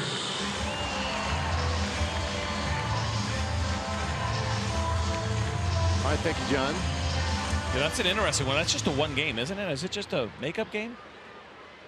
I don't know. Or are they starting a series? I think it's a makeup game, if I'm not mistaken, which is kind of odd. Obviously, the Subway Series in New York. It's one of the few interleague series that people, at least in that part of the country, get pretty excited about.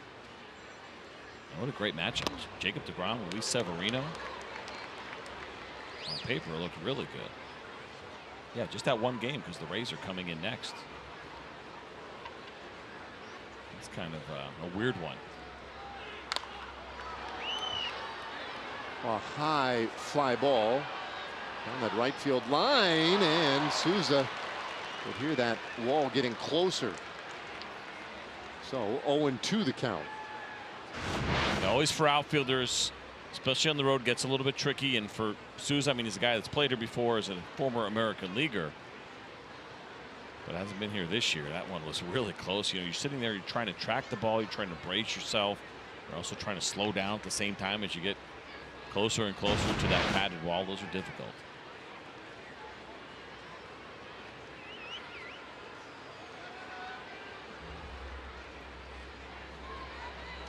Now the 0-2. That one way up in the zone, and Andrews pops it up into short left.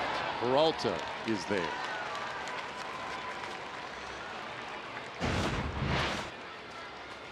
Well, looking ahead to this weekend, Angels and Rangers, 7:05 game, and that'll be on Saturday. First 15,000 fans to the ballpark take home the first ever Nomar Mazara bobblehead, courtesy of Coca-Cola and Walmart. You can get your tickets at TexasRangers.com or by calling 972-RANGERS.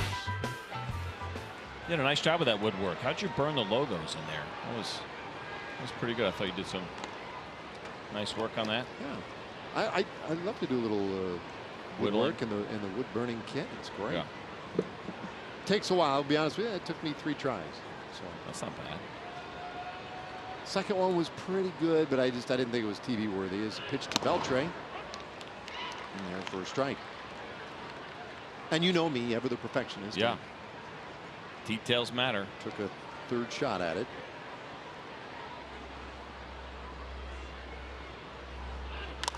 This one hooked foul by Tony Beasley. Wow. Now our Southwest Airlines bullpen live look. Eddie Butler has been loosening up out there, which would indicate that Bartolo may be done after 5 innings. There's a big sexy. High fives. Yeah, that's a good indicator. Ooh, big swing and a miss. Beltre chase strike 3. And so Greinke bounces back with an 11-pitch 5th inning. We go to the 6th in a 1-run game.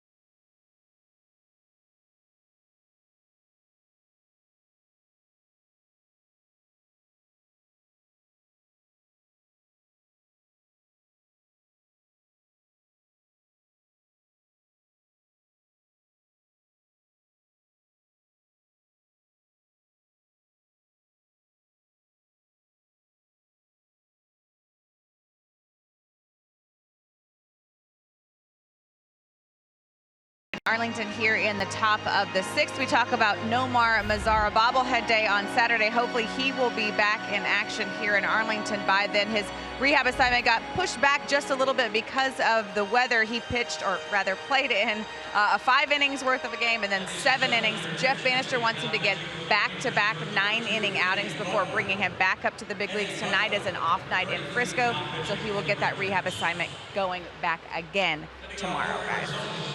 Yeah, thanks, Em. How about the rain becoming a factor? Yeah. All of a sudden at this part of the year, we haven't had much of it to speak of this season.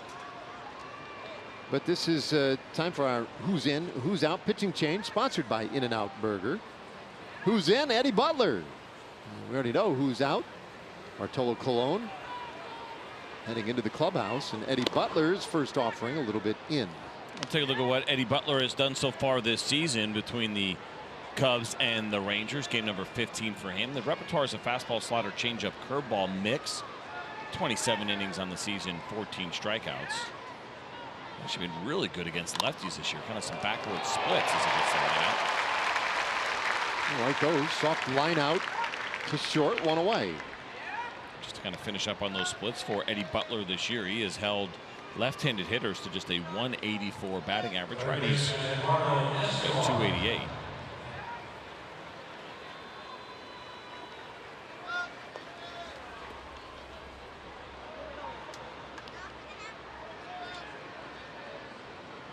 So Butler, first man up out of the bullpen after 5 innings from Bartolo Colon, and he pins one around on the outside corner to Eduardo Escobar.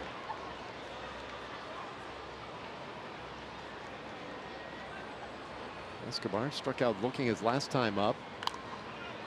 Shakes that one foul. 0-2. He got fooled really badly by a 2-seam fastball from Bartolo Colon. Not something you really say too often, getting fooled by a fastball, but he threw him pretty incredible 2-seamer that came back and caught a lot of the plate and just absolutely locked Escobar up. That was one of 3 strikeouts that Bartolo Colon had this evening. He went 5 innings, allowed 3 runs and just 1 walk, so the streak continues. Now 22 starts, 2 walks or less. Little bounce around in front of the plate. Nice play by Chirinos, and he gets Escobar 2 away. Yeah, Robinson Chirinos really hopping out from behind the plate. These are tough plays. Watch it here. This one's going to be hit off the end of the bat. Escobar trying to stay alive. Mask comes off. Hit it with the bare hand. Turn and make a really nice throw. You get a good look at it here. Chirinos just took charge of that play. It's really important as a catcher to have good communication. You're in charge in that spot. It's much easier for you going out than having your pitcher come in. You'd rather have your catcher throw it. But you got to make sure your pitcher stays out of the way. Robbie did that. So now Souza, who is 1 for 2, doubled in a run in the first inning, flied out in the 4th.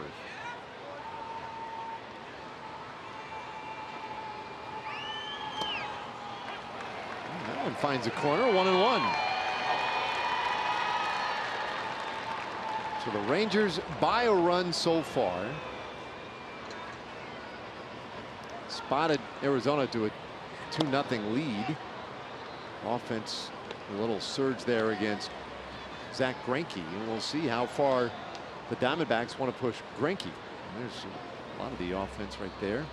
And there, some home runs today. Guzman and Chirinos. Swing and a miss, 2-2. Good fastball on a 2-1 count. Really good downward action on that pitch from Eddie Butler. Comes from that kind of high arm angle.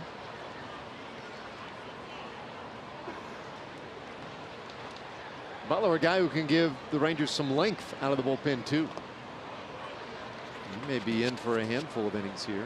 Yeah, I think it's interesting, right? Because you're right, and he had a game earlier this year where he threw 3 2/3 for the Rangers out of the bullpen. He actually did the same thing for the Chicago Cubs. He also had some starts in there, but it's a 1-run lead, so you don't feel like this is an outing that would require a long one. But we'll see. Fly ball out to right center, and DeShields will take care of it. It's a 1-2-3 6th inning for Eddie Butler. And so we continue with the Rangers leading by 1.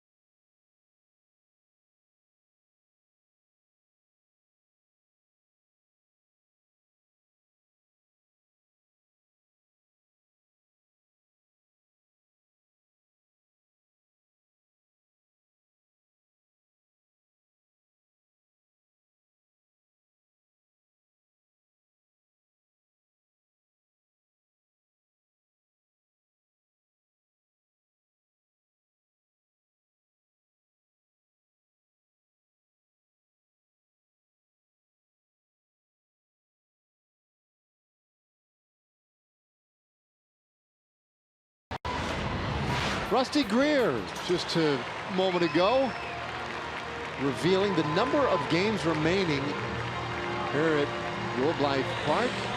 100 after tonight. Yeah, the countdown begins. Yep. Texas Live is open. Oh, man. I'm excited to go check it out tomorrow. Grab a meal there, my first. And then Wednesday, the blue carpet event that we'll have as well. It is amazing. I was absolutely floored when we got home last night and drove by Texas Live after getting back from New York. You and I took that tour, like, no way this is going to be ready.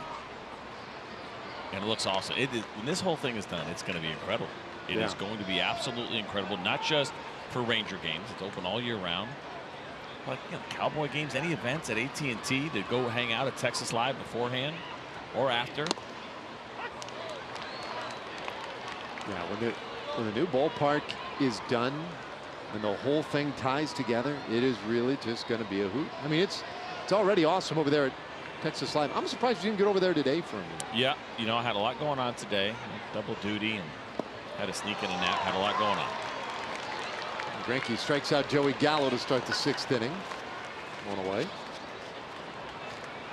Brings up Robinson Chirinos. Right now, the real big swing in this game in the 4th inning. Yeah, he got a hold of an off-speed pitch and crushes this ball. He knew it. Deep to left center field. Into that Arizona Diamondbacks bullpen.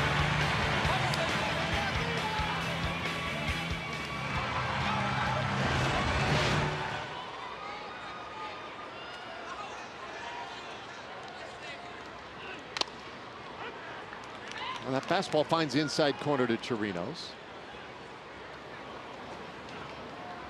Robbie 1 for 2.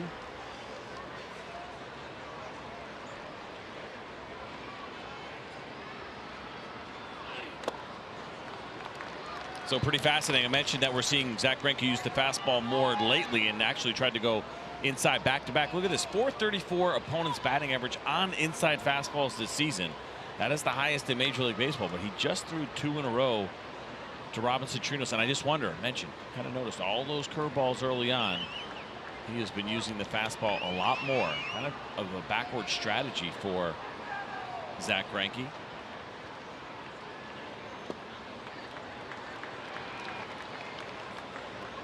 He's certainly a smart guy. He's been around. He's done this before. As that fastball is averaging around 90 these days, and its heyday 94, 95 would be the number that Zach Greinke would see pretty regularly.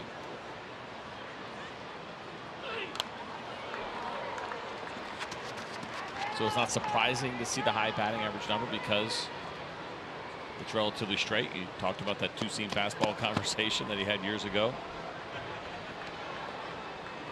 Yeah, he's an interesting cat, man. He's a little bit like a Trevor Bauer of sorts, you know, guys who are committed to the craft in a way where they feel like, I know what's best for me. Chirinos pulls that one foul. We're talking about the story years ago after he had struggled in year 2 with the Royals, and Bob McClure, his new pitching coach, took him golfing, and they had that conversation. And one of the 3 things that he told McClure, the last one, I don't like talking to pitching coaches. McClure was cool. He's like, hey man, listen, me too. I had trouble with pitching coaches. I get it. Don't worry about it.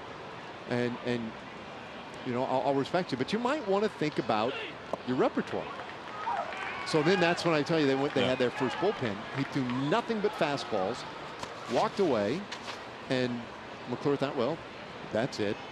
Later that day, Royals manager Buddy Bell called McClure and said, hey, nice job with Zach today. He just quit. Our number one starter's done. He quit. And he did. He went home to Florida and he would see a psychiatrist for some time and stepped away from baseball. Missed a couple of months, came back, went through extended spring, worked his way back up again. But, you know, addressed some of the things that were really bothering him. He really had like what they felt like were some anxiety problems, especially when it came to the media. And it just didn't take well to certain people telling him what to do. But he's mellowed a little bit since then. And he certainly had a lot of success. You can't argue with that. He's been good over the course of his career. Dodger fans were really disappointed that he didn't come back They made a pretty aggressive play to bring him back. Chirinos making him work here in this 6th inning. This will be the 9th pitch of the at-bat. And it is strike 3 called. Chirinos thought he had ball 4. Take a look at this pitch and see if Robbie's got a good argument. He's still talking about it, and this was a fastball. It's really close, probably missed in off the plate. Zach Greinke gets the call.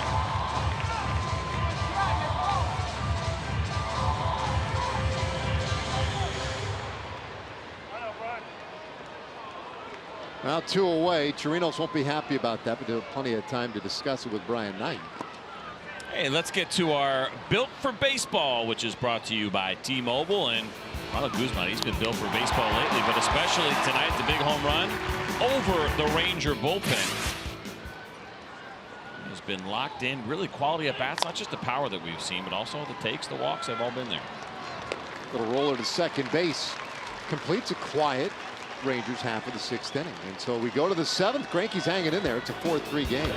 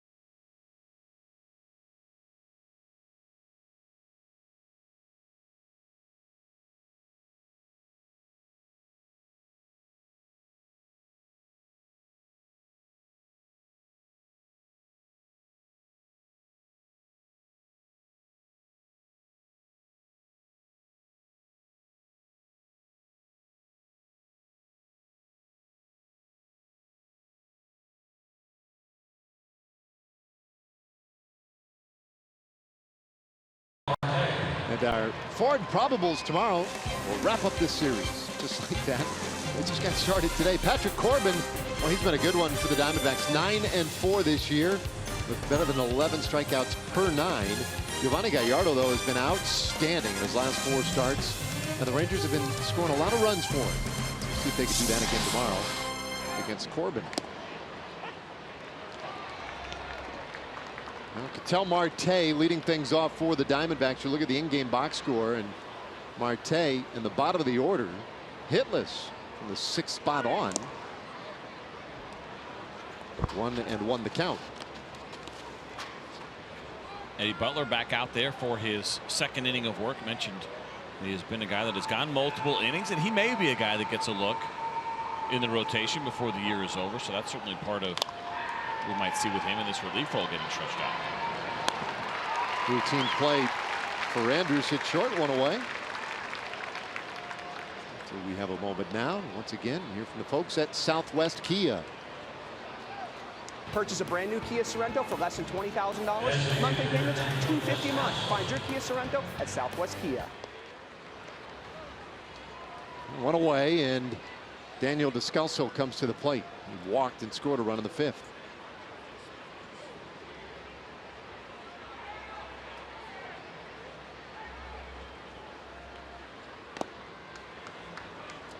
Butler is retired 4 in a row. And so he may give the Rangers a couple of innings in a 1-run game. Scalzo bounces this one right side. Easy play for Odor, 2 away. It's a good changeup from Eddie Butler, and The reason that he has had so much success this season against lefties, I mentioned, came in tonight just a 184 batting average against lefties. Bunch of movement on this pitch, good separation on the velocity, but the late movement, downward action. It's a good way to get lefties to swing over the top and get those kind of ground balls. Well, 2 away, and it brings up Nick Ahmed.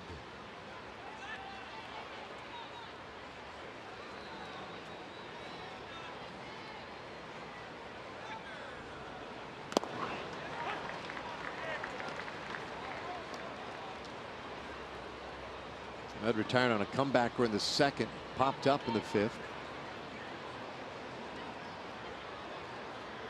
The Diamondbacks, as we've mentioned, they're in a tight battle in the National League West. And in fact, since the Rangers left town when they played Arizona, just 2 games there at the end of July, the Diamondbacks since that time have played 500 ball. I want to say 5-5. Rangers since that time have gone 6-5. Played slightly better, but Arizona has maintained the 1-game lead in the division. Take a look at the National League West. There they are. Prior to any action today, it's the Dodgers are getting back both in wins and in the loss column. And then the Rockies 1.5 back. Do you think if they knew they were going to have to hyphenate their nickname a lot, that they still would have named their team the Diamondbacks? I even run into a problem on my scorecard. I go the apostrophe. I like that better than the D-backs. Apostrophe? Yeah. Who does that? Me. Looks great on my scorecard. Looks better than the dash. Oh, I like the dash. No. Bouncer third. Beltre scoops, throws, and it's a 1-2-3 for Butler. 10 pitches needed. Butler offers 2 scoreless. Time to stand and stretch. It's a 4-3 game.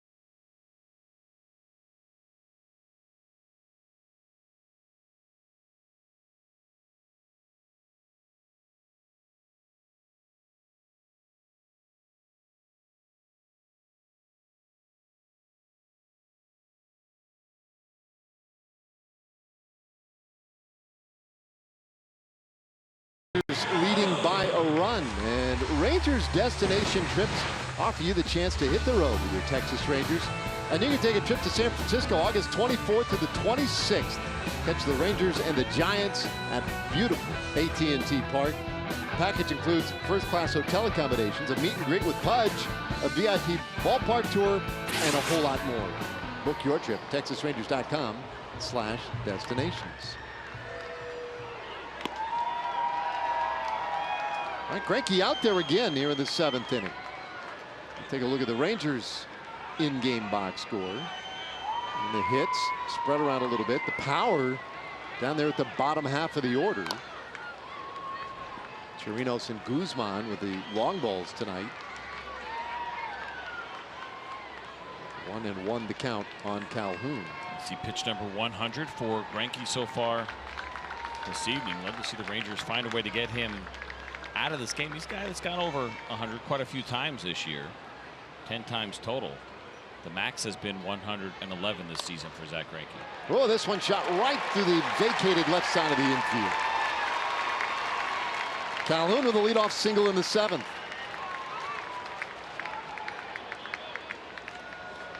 Well, he didn't hit it very hard, but he hit it exactly where he had to. It's a nice job by Willie Calhoun. Good look at the changeup grip. That ball fading away from him, but watch him keep the head down. Doing everything he can, and he knows what's going on with the shift, so it gives you a little bit more confidence to take that type of swing. In that spot, Willie Calhoun is lifted for pinch runner.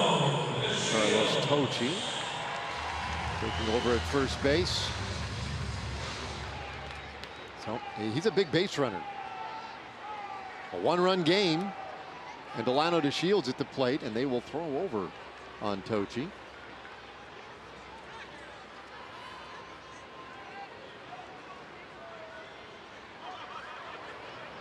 Delano activated before yesterday's game in New York, coming off that concussion protocol list. Tocci, by the way, 0 for 3 in stolen base attempts. 1-1 the count on DeShields. You love the bunt attempt here, right? From Delano DeShields, the idea that you try to bunt for a hit. Worst case scenario, it turns into a sacrifice bunt, even though there's one out. I love the idea of kind of being aggressive right here.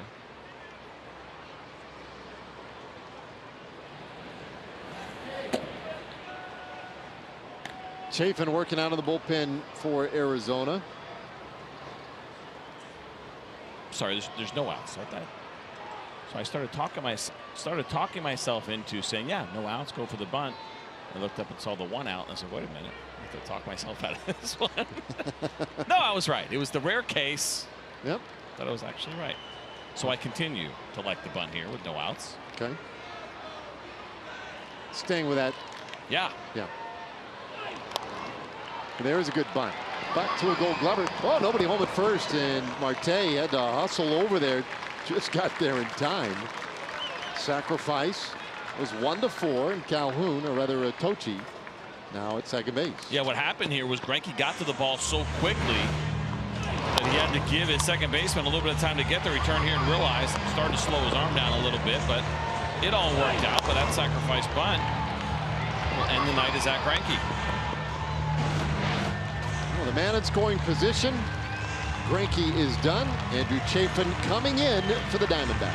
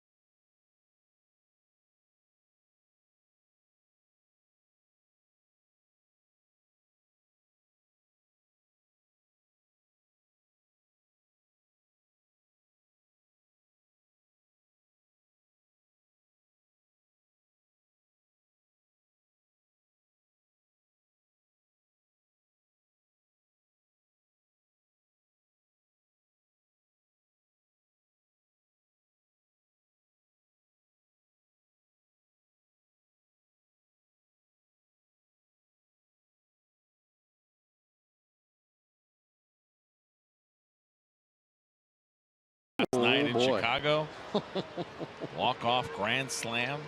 Nationals were winning 3-0. Bases loaded, 2 outs, 2 strikes. Walk-off grand salami.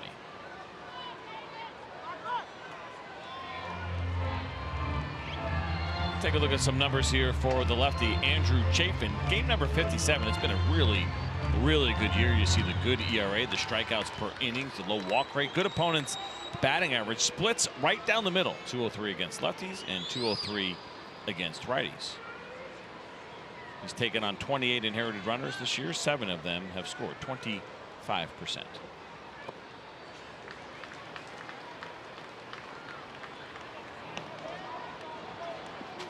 Well, with Tochi in scoring position, falls behind 2, 1-0.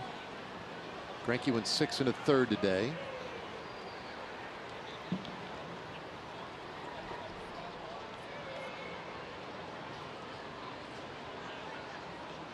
Chafin at all from here, and the 1-0. Hey, so check this out. Jerry Nairn, the bench coach, former Ranger manager, does everything in this awesome choreography, but then he takes it to a whole nother level right here. How about that? Doing it in Korean. I will assume that's Korean calligraphy. Well, I mean, you kind of have to, don't you? Yeah, I think you have to do it at that point, but how neat is that, man? Pretty cool. It's a nice handwriting. What'd you think of my circle there? I thought that was pretty good. I thought, like, you and I would, or details, like I made that perfect circle. Yeah. First try. Well, I thought it was going to be a little magnifying glass when you rolled yeah. over there. I thought maybe you're going to. I thought maybe you had another trick up your sleeve, but it's still very. Thank you. Very good. Very nice circle. Do you wish you could do calligraphy? That'd be kind of cool. Yeah. Yeah, it's pretty neat. And also, we didn't see it on there, but Hirano, the Japanese pitcher that they have, he also will do that for Japanese players and go into the. I don't know if it's the hiragana or a katakana. I'm not sure which. Oh yeah. You know. Me either. Which Japanese he's using there, or if it's in the traditional Japanese symbols. For that matter, I don't even know if you just making up words. Might have. No, that's actually true. In his case, probably not, since he's native to Japan. Usually the katakana and hiragana is used for foreign words. Oh. If you go on a menu view, you see like they're spread out. If you're reading something Japanese and you see the traditional symbols, the real intricate ones, and then you see kind of the ones that are more spread out and not as detailed, that is katakana or hiragana. Whether it's a menu or a foreigner's name, that's usually when they use those forms. Ooh. Tight on Chu, and he will take the walk. So 2 men on for Rougned Odor. Well, MLB At Bat is your #1 Rangers app. Customize your experience to catch every moment this season. Get Rangers home screen icons and features such as the MLB.TV Game of the Day, pitch tracking, in-game highlights, live radio broadcast, stats, news, everything you could possibly imagine. Download MLB At Bat today. It is your Ichiban app. Nice. What does Ichiban mean? You remember? The best. I told you. That's right. Very nice. Hey, do you think, I think about this sometimes. You ever think about stuff like this, that whoever does the closed captioning for our games hates us. Folks. Like these guys. That's short straw. When you got to do the Ranger game and you and I are doing it, and you're like, are you kidding me? I'm doing the Ranger game again. What are these knuckleheads talking about? I can see that meeting of all the guys, you know, reporting for work. I'll take Murder, She Wrote. Yeah. Well, that's. I'll take the Andy Griffith Show. Oh, no. All this left is the Rangers game. Yeah. Tough gig. Yeah, it is. Well, Roogie has been held hitless so far. Struck out his last time up, but he's getting a look at Chafin now. So glad to get rid of Zach Greinke, and maybe a change of scenery will help him. And he takes a strike right on the outside corner. Pretty good pitch. You're not going to throw a fastball in the corner any better than this one that Andrew Chafin just threw to Rougned Odor. We saw Roogie swing and miss at a couple of fastballs from Zach Greinke in that last at bat. So good job by him laying off that one. First pitch, you generally don't want to go after a good pitcher's pitch like that one. 0-2. Chafin has not allowed a home run in the last 63 games in which he has pitched. That's a pretty good little stretch. And he's also been really tough on lefties lately. Lefties with just 6 hits since June 2nd against him. 6 hits and 37 at bats. Now 1 out here. And Odor asked for time. Bottom of the 7th.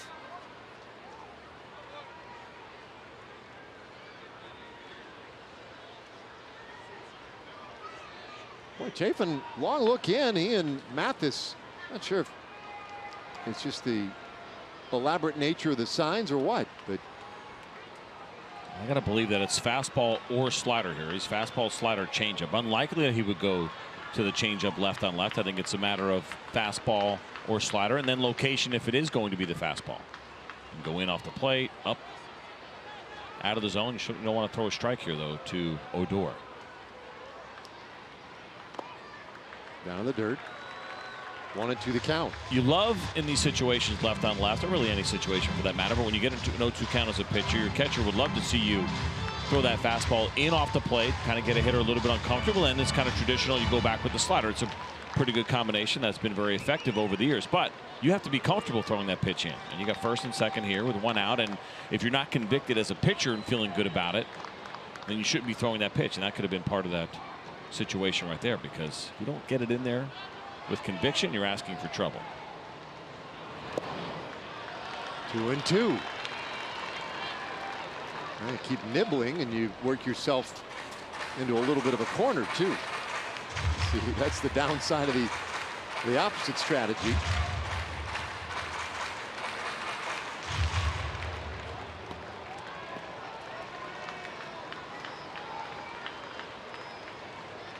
Odor's been very patient. Good at waiting for that mistake pitch. Here's a 2-2. And he takes ball 3. So once down in the count, 0-2. And Odor's worked his way back full. Already a career high in walks this year for Rougned Odor, 33 of them. He'll take another. That'd be a good time for one, without a doubt. It's been some great work that has been done by Rougned Odor here. We've seen it now over the last, I guess, month and a half to 2 months. He wants to drive these runs in the worst way. Of course he does, but the patience has really come around. Now the payoff. And that one fouled away. Tough pitch right there. That's 94 miles an hour on the corner. We showed you that first pitch of the at-bat, 93 on the corner. Well, Chafin's able to come back and go 94 right on the corner. Of course, you want to be careful here. You don't want to load the bases. So if you're going to shoot corner, you got to make sure you get it there, and he did. That's a great pitch, and a nice job by Ruby to spoil it.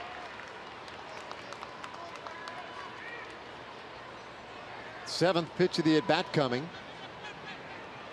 Tochi, the pinch runner, off second.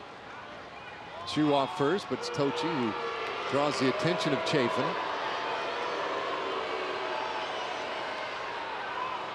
When these two teams got together in Arizona, the Rangers won the opener, and then Arizona took the second game. And they'll play just the 2 games here.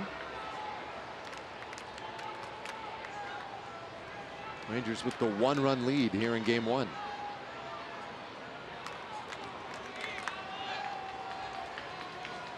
Now the 3-2. And that one rolled up the first baseline. And Goldschmidt handles it for the second out of the inning. The runners both advance, but they're now 2 away. Well, good at bat here by Rougned Odor, at least as far as getting deep into the at bat. And I think he was hoping here, as you see Chafin throwing that slider down and away, good location, that maybe this ball would hit the bag or go foul. Would have been nice. Would have been fantastic, though, hit the bag. And Paul Goldschmidt, watch him probably struggle with that a little bit, but Chafin does the job. Chafin is done. Ziegler coming on for Arizona in a 1-run game.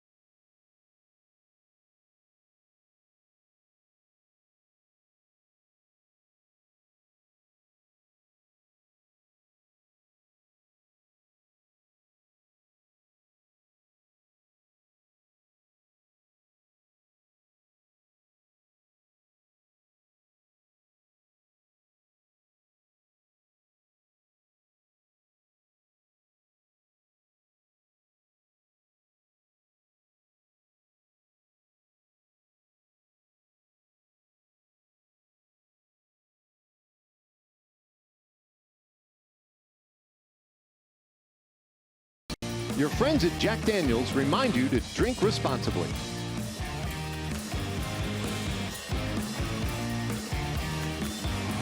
Well, a one-run game, but the Rangers threatening for a little more here. Second and third with 2 outs, and Elvis Andrus heading to the plate.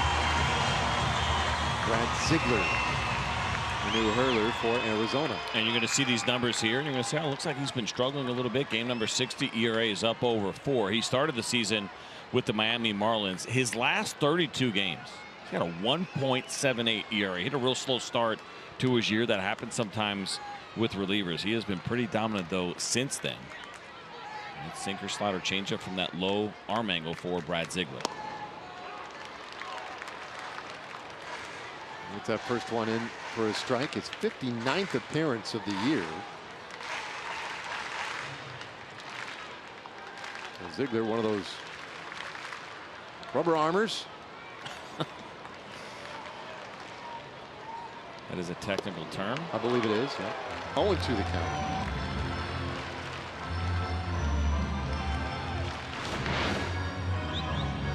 There it is. That arm angle so difficult for right-handed hitters that you see a couple of sliders here so far to Elvis Andrus.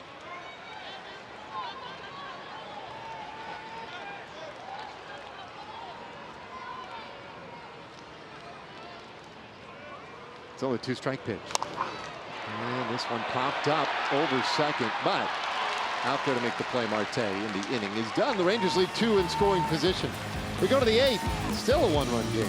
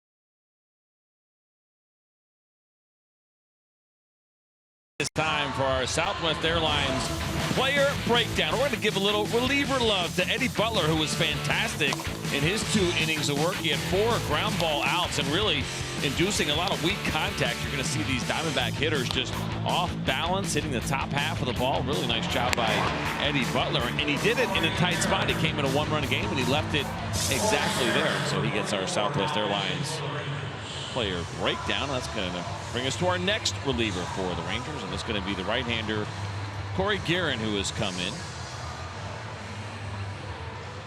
There are the numbers for Guerin. Game number 50 for him. 40 strikeouts in his 44 to third innings. You'll see the sinker. That's the 2-seam fastball, slider, and the changeup from the Rangers right-hander. Of course, he started the season with the San Francisco Giants. All right, Carlos Tocci, after pinch running, stays in the game in left field for the Rangers. And not the only substitutions. John Jay now announces the pinch hitter here for Mathis. So all kinds of new faces. 8th inning and a 1-run game. Guerin set to go. And gets that first one in there for a strike. Good numbers for Jay. Now, Jay started both games we played in Arizona in left field.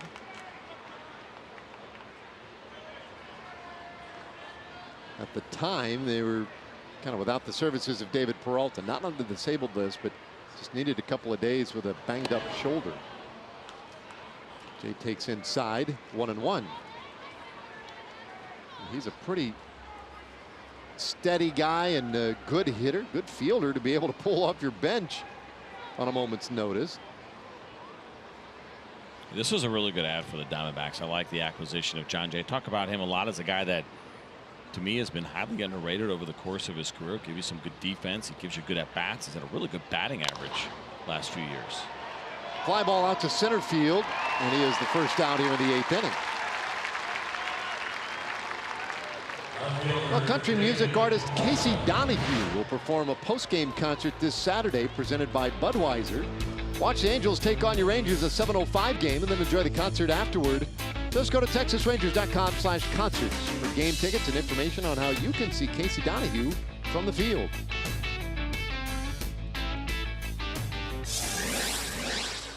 All right, 1 out. And now here is David Peralta. And Peralta was the last Diamondback to reach base, and the last hit, that was in the 5th inning. Guy hitting over 300 coming into the game with 21 homers and 60 RBIs.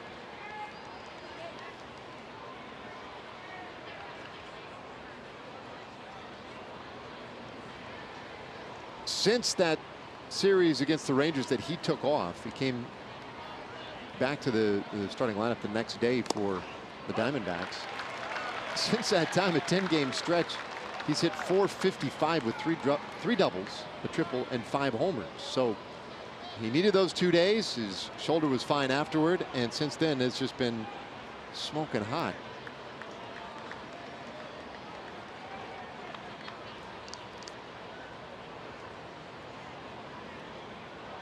Looks like they want this one up. The 0-2 pitch. He shanks it over to the left side out of play. So that's interesting too. You look at Corey Guerin, we talk about his stuff, and we mentioned to you that he throws that 2-seam fastball, and that is what he uses as his heater. He's got the slider, he's got the changeup. But when you have that little bit of a lower arm angle like he has, that we call probably a lower 3/4, and everything is 2-seam and moving, it's a little bit more difficult to elevate your fastball, much like Alex Claudio. He throws from a much lower arm angle, but to elevate and get it to stay up there is kind of a challenge, actually, for guys. Even though guys that throw from the lower arm angle, we'll talk about how much that has happened in the game. There's Alex Claudio on the right. Now the man on the left, Jose Leclerc, he's got no problem throwing his 97 at the top of the zone. That's a traditional arm angle with good life and good velocity. But we see pitchers doing it in general, going up there more. But that's where Corey Guerin gets his outs, down low. Big strikeout of Peralta. 2 away here in the 8th inning.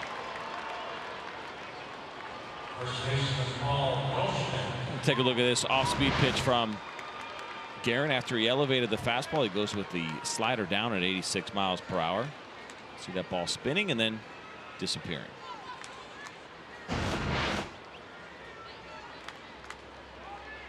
So 2 away for Paul Goldschmidt. Bases empty.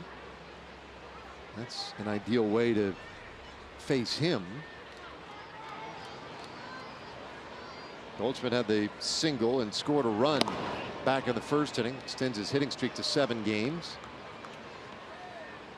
Despite a really slow start this year for him, he is among the National League leaders in just about all the offensive categories, whether that be walks, home runs, on base slugging.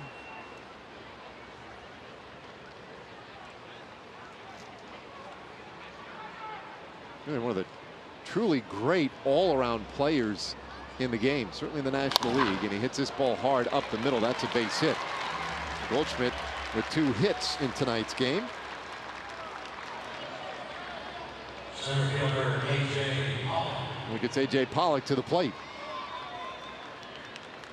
So remember last time we saw Paul Goldschmidt, that base hit that he had in the 1st, he ended up stealing 2nd base, and so the Rangers have to be careful here. It's a 1-run ball game. If he feels like he can take it, he certainly will try.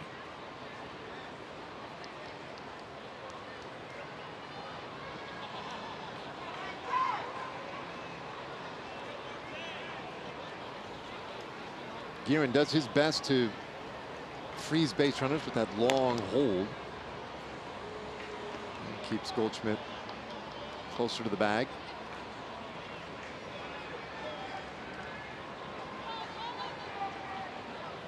Goldschmidt in past years has been an exceptional base runner. Last year 18 steals, but the year before in 2016 he stole 32 bases. 21 the year before that. Hasn't been a big year on the bases for him this year. This one lined out to left center. That's a base hit. Goldschmidt turns and heads for third. Well, the Diamondbacks have him on the corners.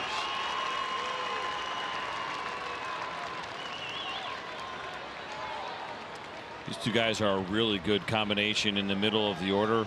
Paul Goldschmidt, A.J. Pollock, a couple of really tough righties. This was not a bad pitch. Slider down and away from Corey Guerin. Pollock not waiting around, jumps the first one that he likes and gets himself a hard line drive to center field. But there are 2 outs right now, and Escobar is a tough hitter as well. Doug Bouquet will come out and talk to his right-hander about how they want to attack Escobar in this spot. Yeah, this is why I think Escobar is a really intriguing ad for the Diamondbacks. You're right, Goldschmidt and Pollock, they're tough. Now you got Dr. Doubles here. Escobar, 42 doubles this year, most in Major League Baseball. And he's got a couple of good ones out there on the bases. A.J. Pollock runs well. Looking at him, 10 steals this year in 12 attempts. So a double, it's not that it would just score Paul Goldschmidt. It would likely, especially with 2 outs, score Pollock as well. Now Escobar today 0 for 3. You've got him just about every way. A fly out to left, a strikeout looking on the little tapper out in front of the plate. And he'll take outside ball 1. And Escobar's only faced Corey Guerin once, 0 for 1 in his career.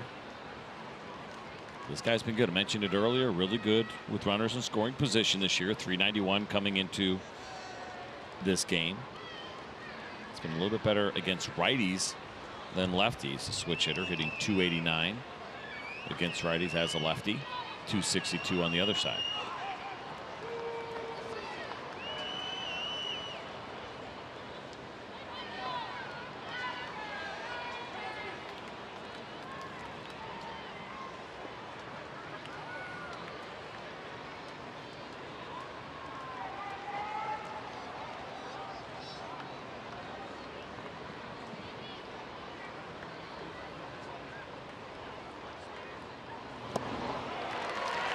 One and one. So he gave the Dr. Doubles nickname. It's a cool nickname. I bet you it's cooler in Spanish. How do you say doctor in Spanish? I took German in high school. I don't know. I took Spanish and I couldn't tell you. I couldn't tell you how to say either one of those in Spanish. Well, double, right? Yeah, I guess that would make sense. Let's put it this way: if you were to tell me that's how you say it, I'd say, "Oh, okay." Or just Senor Sure. Double. Could go Senor. I don't know what doctor is though. There's got to be a good word there. El Medico? I will also take your word for it.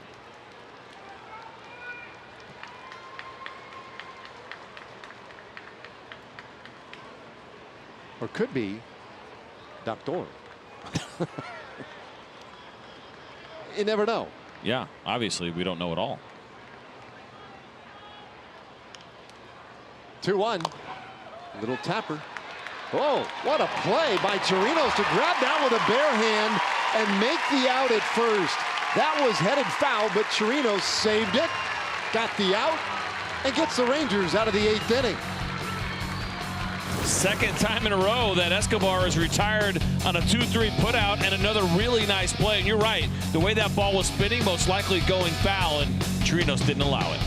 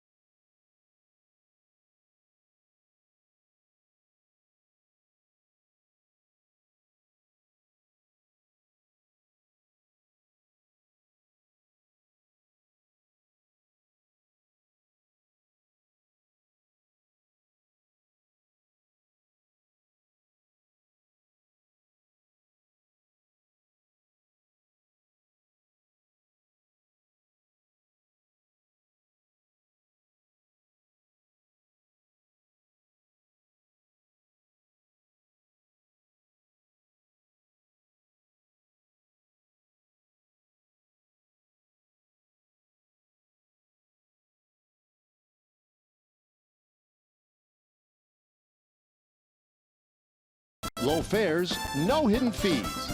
That's transparency. By Ford. Visit your local Texas Ford dealer during the Ford Summer Sales Event. Ford is the best in Texas. And by Shiner Light Blonde. It's light done right. One-run game, bottom of the 8th inning. Suppose Emily could be any help at all in this Dr. Doubles thing? I mean, it was my minor in college, Spanish. It is el médico. Estoy tratando hablar en español con back los it up a little jugadores, pero mi español no es muy bueno. We just want Dr. Doubles. Well, you can't talk to me like that. This one hit sharply up the middle by Adrian Beltre. A great start to the 8th inning. Beltre with his first hit of the night. He smoked this ball right back up the middle, did Adrian Beltre, against Archie Bradley, by the way, who is the new reliever in for the Arizona Diamondbacks. I'll show you those season numbers for the new right-hander. Game number 57. He's been very good for them coming out of that bullpen. Good ERA. Right around 1 strikeout per inning. No walk rate. Good opponent's batting average. You'll see the fastball, the curveball, and the cutter. Fouled out a play by Gallo for strike 1. John Ryan Murphy, the new catcher as well. An entirely new battery. The Diamondbacks have a pretty unique situation with their 3 catchers. They use them all. They've all played in at least 40 games.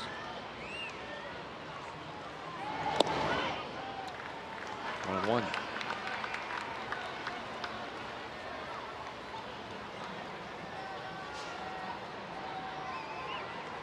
Gallo 0 for 2 with the walk.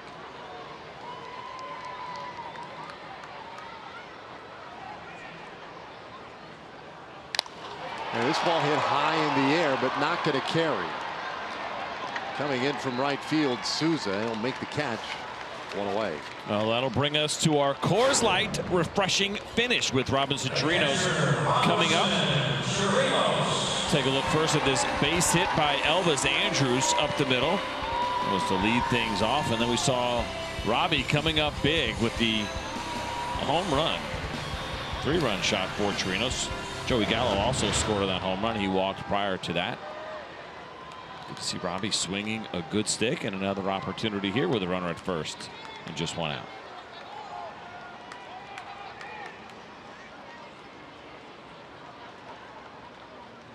We'll see what Bradley tries to do with him, and he runs it a little bit in for a ball. Well, baseball season is a journey for everybody. We learn a lot about ourselves over the course of the season, and I find that I'm personally a little bit fascinated with facial hair. This one skips away. Beltre to second base. He'll take a turn and hold on the wild pitch. That one very wild. Let's take a look at this pitch from Bradley that really got away from him. And that's a tough one to pick. Now, Murphy just came in the game, and he didn't put much of an effort. I watch this.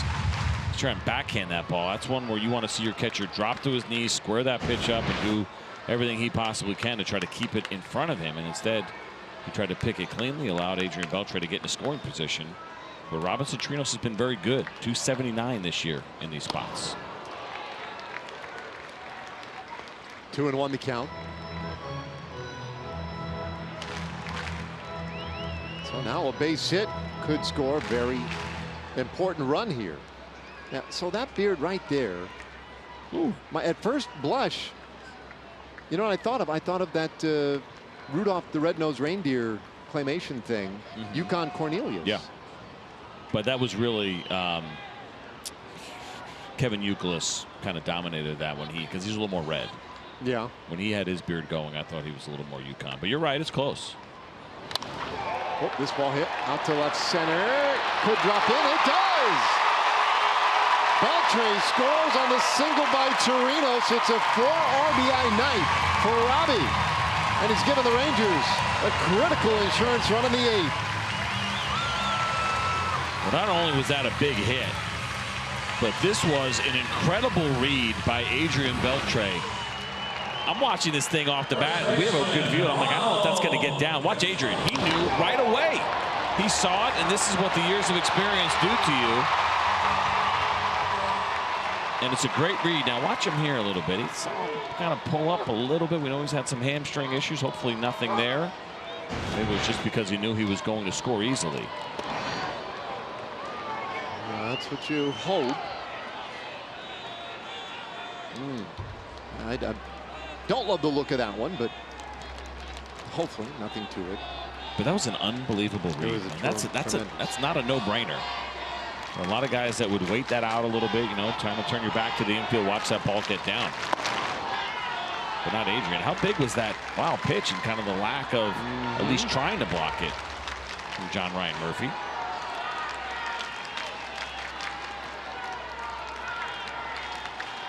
Yeah, we saw early tonight in the first inning the stolen base by Goldschmidt.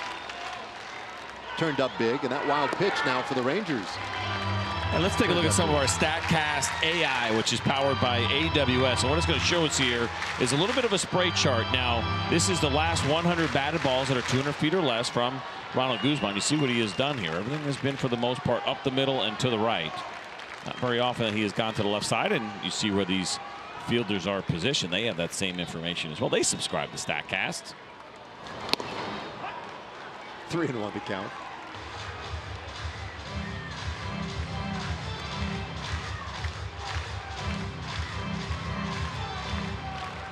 It's a big run for the Rangers. Get yourself a little bit of breathing room as you head to the 9th inning eventually. Try to tack on at least one more. Oh, whoa. That's the second one for Ronald Guzman tonight. And we mentioned not only has he been hitting the long ball, which has been great, but he had a couple of walks the other game. 2 nights ago, or I should say 2 days ago, was a dig, and this ball's below the zone. That is a ball. What is he, 6'5"? Yeah, 6'7", yeah, 6'5". He knows it. It's some frustration. And Ronald Guzman has really been a professional since he's been here. His first taste of the big leagues, but that is frustrating. Out of the way. Jose Leclerc. Looks like he might be all set out there in the bullpen. Rangers up by 2. Be the 5, 6, and 7 hitters coming for Arizona in the 9th. Oh, Beltre, you see, being scratched out of the lineup, and so that might be an indication of what happened on that run a moment ago. Line drive out to left field, 2 away. Well, let's get to our Ford game summary here this evening and talk about these starters. We talked about them in the open. A couple of old timers. Zach Greinke just 34 years old. Of course, Bartolo Colon at 45 years old. But these guys go head to head, and Zach Greinke goes 6 1/3. You see Bartolo there with 5 innings pitched tonight. Not surprising to see more strikeouts from Greinke at this point in his career. Of course, Bartolo Colon is a contact pitcher, but more importantly for Bartolo, right now in line for the win if the Rangers can hold on.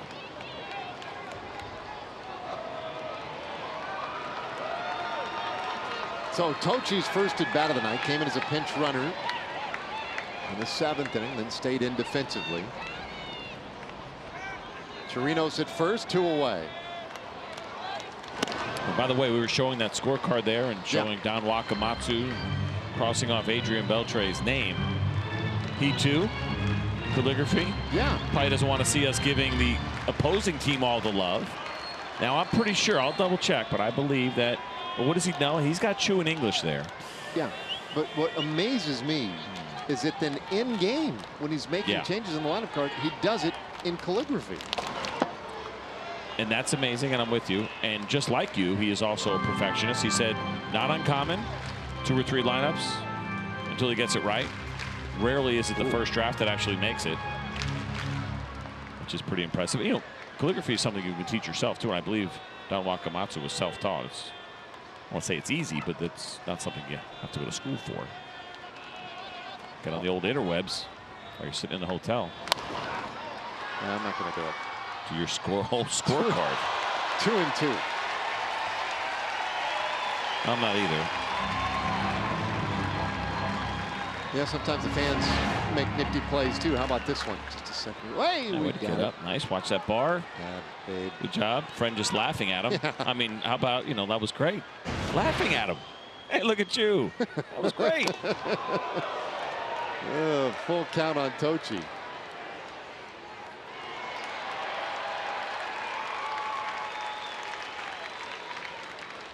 Well, Jake Diekman loosening up out there just in case. Former Ranger. All things considered, he'd probably rather not face his old team. 3-2 pitch, that ball just foul. Wow. Take a look at this one. This was really close.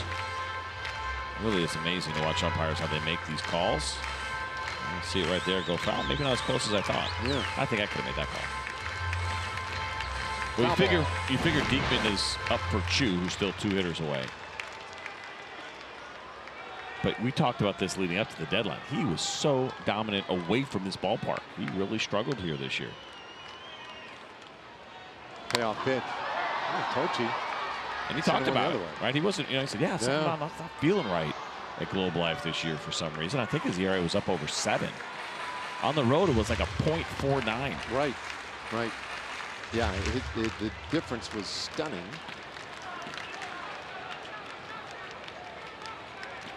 Of course, we'd always been warming up in the other bullpen. Maybe warming up on that side of the field would make a difference. We'll see. Maybe. 3-2. Out to center field, and Pollock right there. Inning is done. Rangers, though, add a very big insurance run now. 9th inning coming. Last chance for the Diamondbacks. Souza, Marte, Descalso, and Jose Leclerc coming on.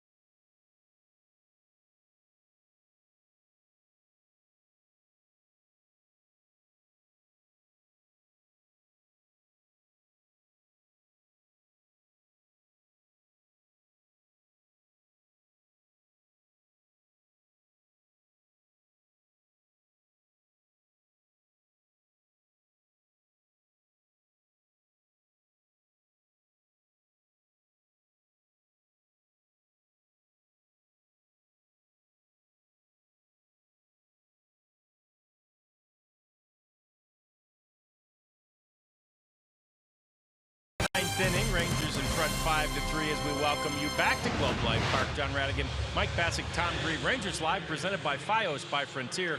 Coming next, Tom, what do you got for us? I'm counting on a clean 9th inning, and I'm going to talk about Bartolo Colon's 247th career victory. Well, I'm going to brag about Chirinos and Tom calling it in the pregame for a big one from him. Boy, that's calling your shot, isn't it? We may have to replay some of that. Yeah, Tom with a big, bold prediction, and let's see if the Rangers can hold on to this 2-run lead, guys. Back to you. Well, Tom's been around the game a little bit. He knows what's going to happen before it ever happens. He's seen a few things. He knows the trends, that's for sure. Now here's Jose Leclerc now in the 9th inning. Rangers up by 2.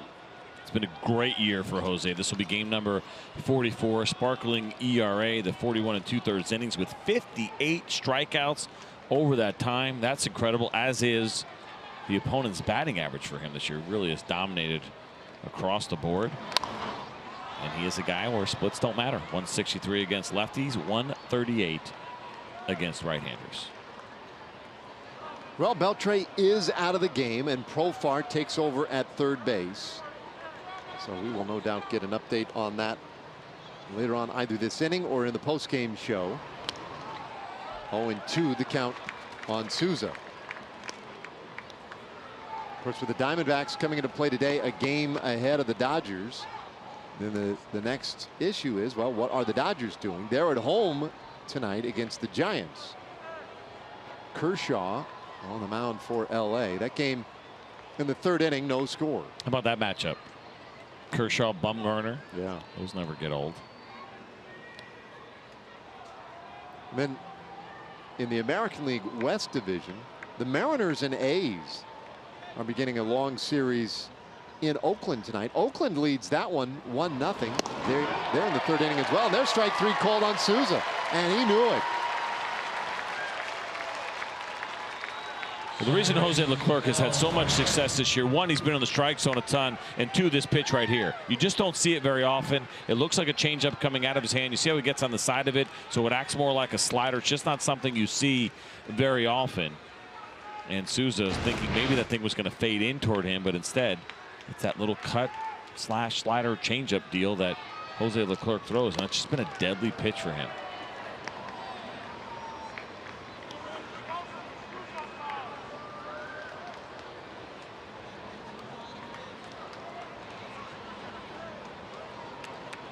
Marte tonight 0 for 3. 1-0. Whoa. One runs away.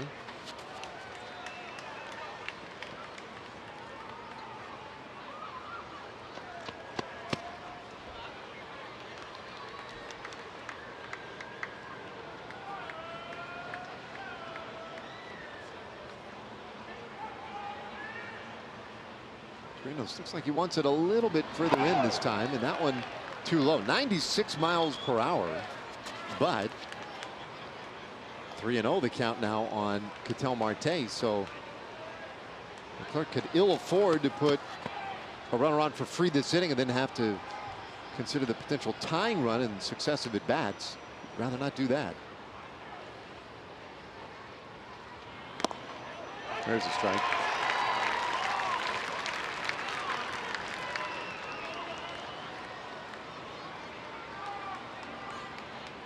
A 250 average coming in, 10 home runs. A lot of extra base power, though, and good speed. High in the air. Playable in left. Tochi puts it away. 2 gone. Well, thanks to T-Mobile, fans can receive a 20% discount on Fridays for the all-you-can-eat seats in the home run forums. Get your tickets in the all-you-can-eat seats for this Friday with the Angels in town to take on the Rangers. Use coupon code T-Mobile at TexasRangers.com/specials.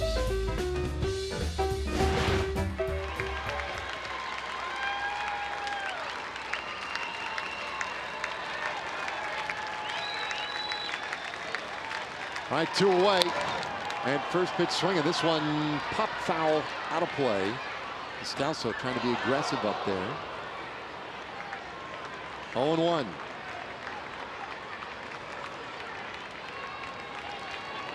Scalzo, a guy with 10 home runs this year, 47 driven in. Diamondbacks did the scoring early. 2 runs in the first. Greinke had looked excellent out of the chute today, but then the Rangers got to him, wore him down a little bit. Scored 4 runs on 6 hits. And a strike called 0-2.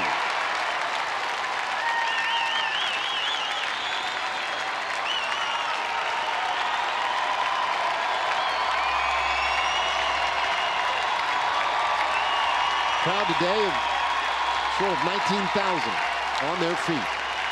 The 0-2. Fly ball, left side of the infield, not playable.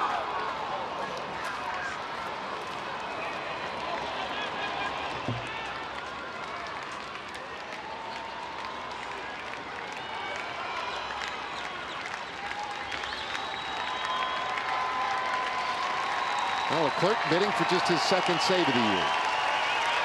3rd reliever of the night, back of Bartolo Colon. Eddie Butler and Corey Gearin both with scoreless work tonight.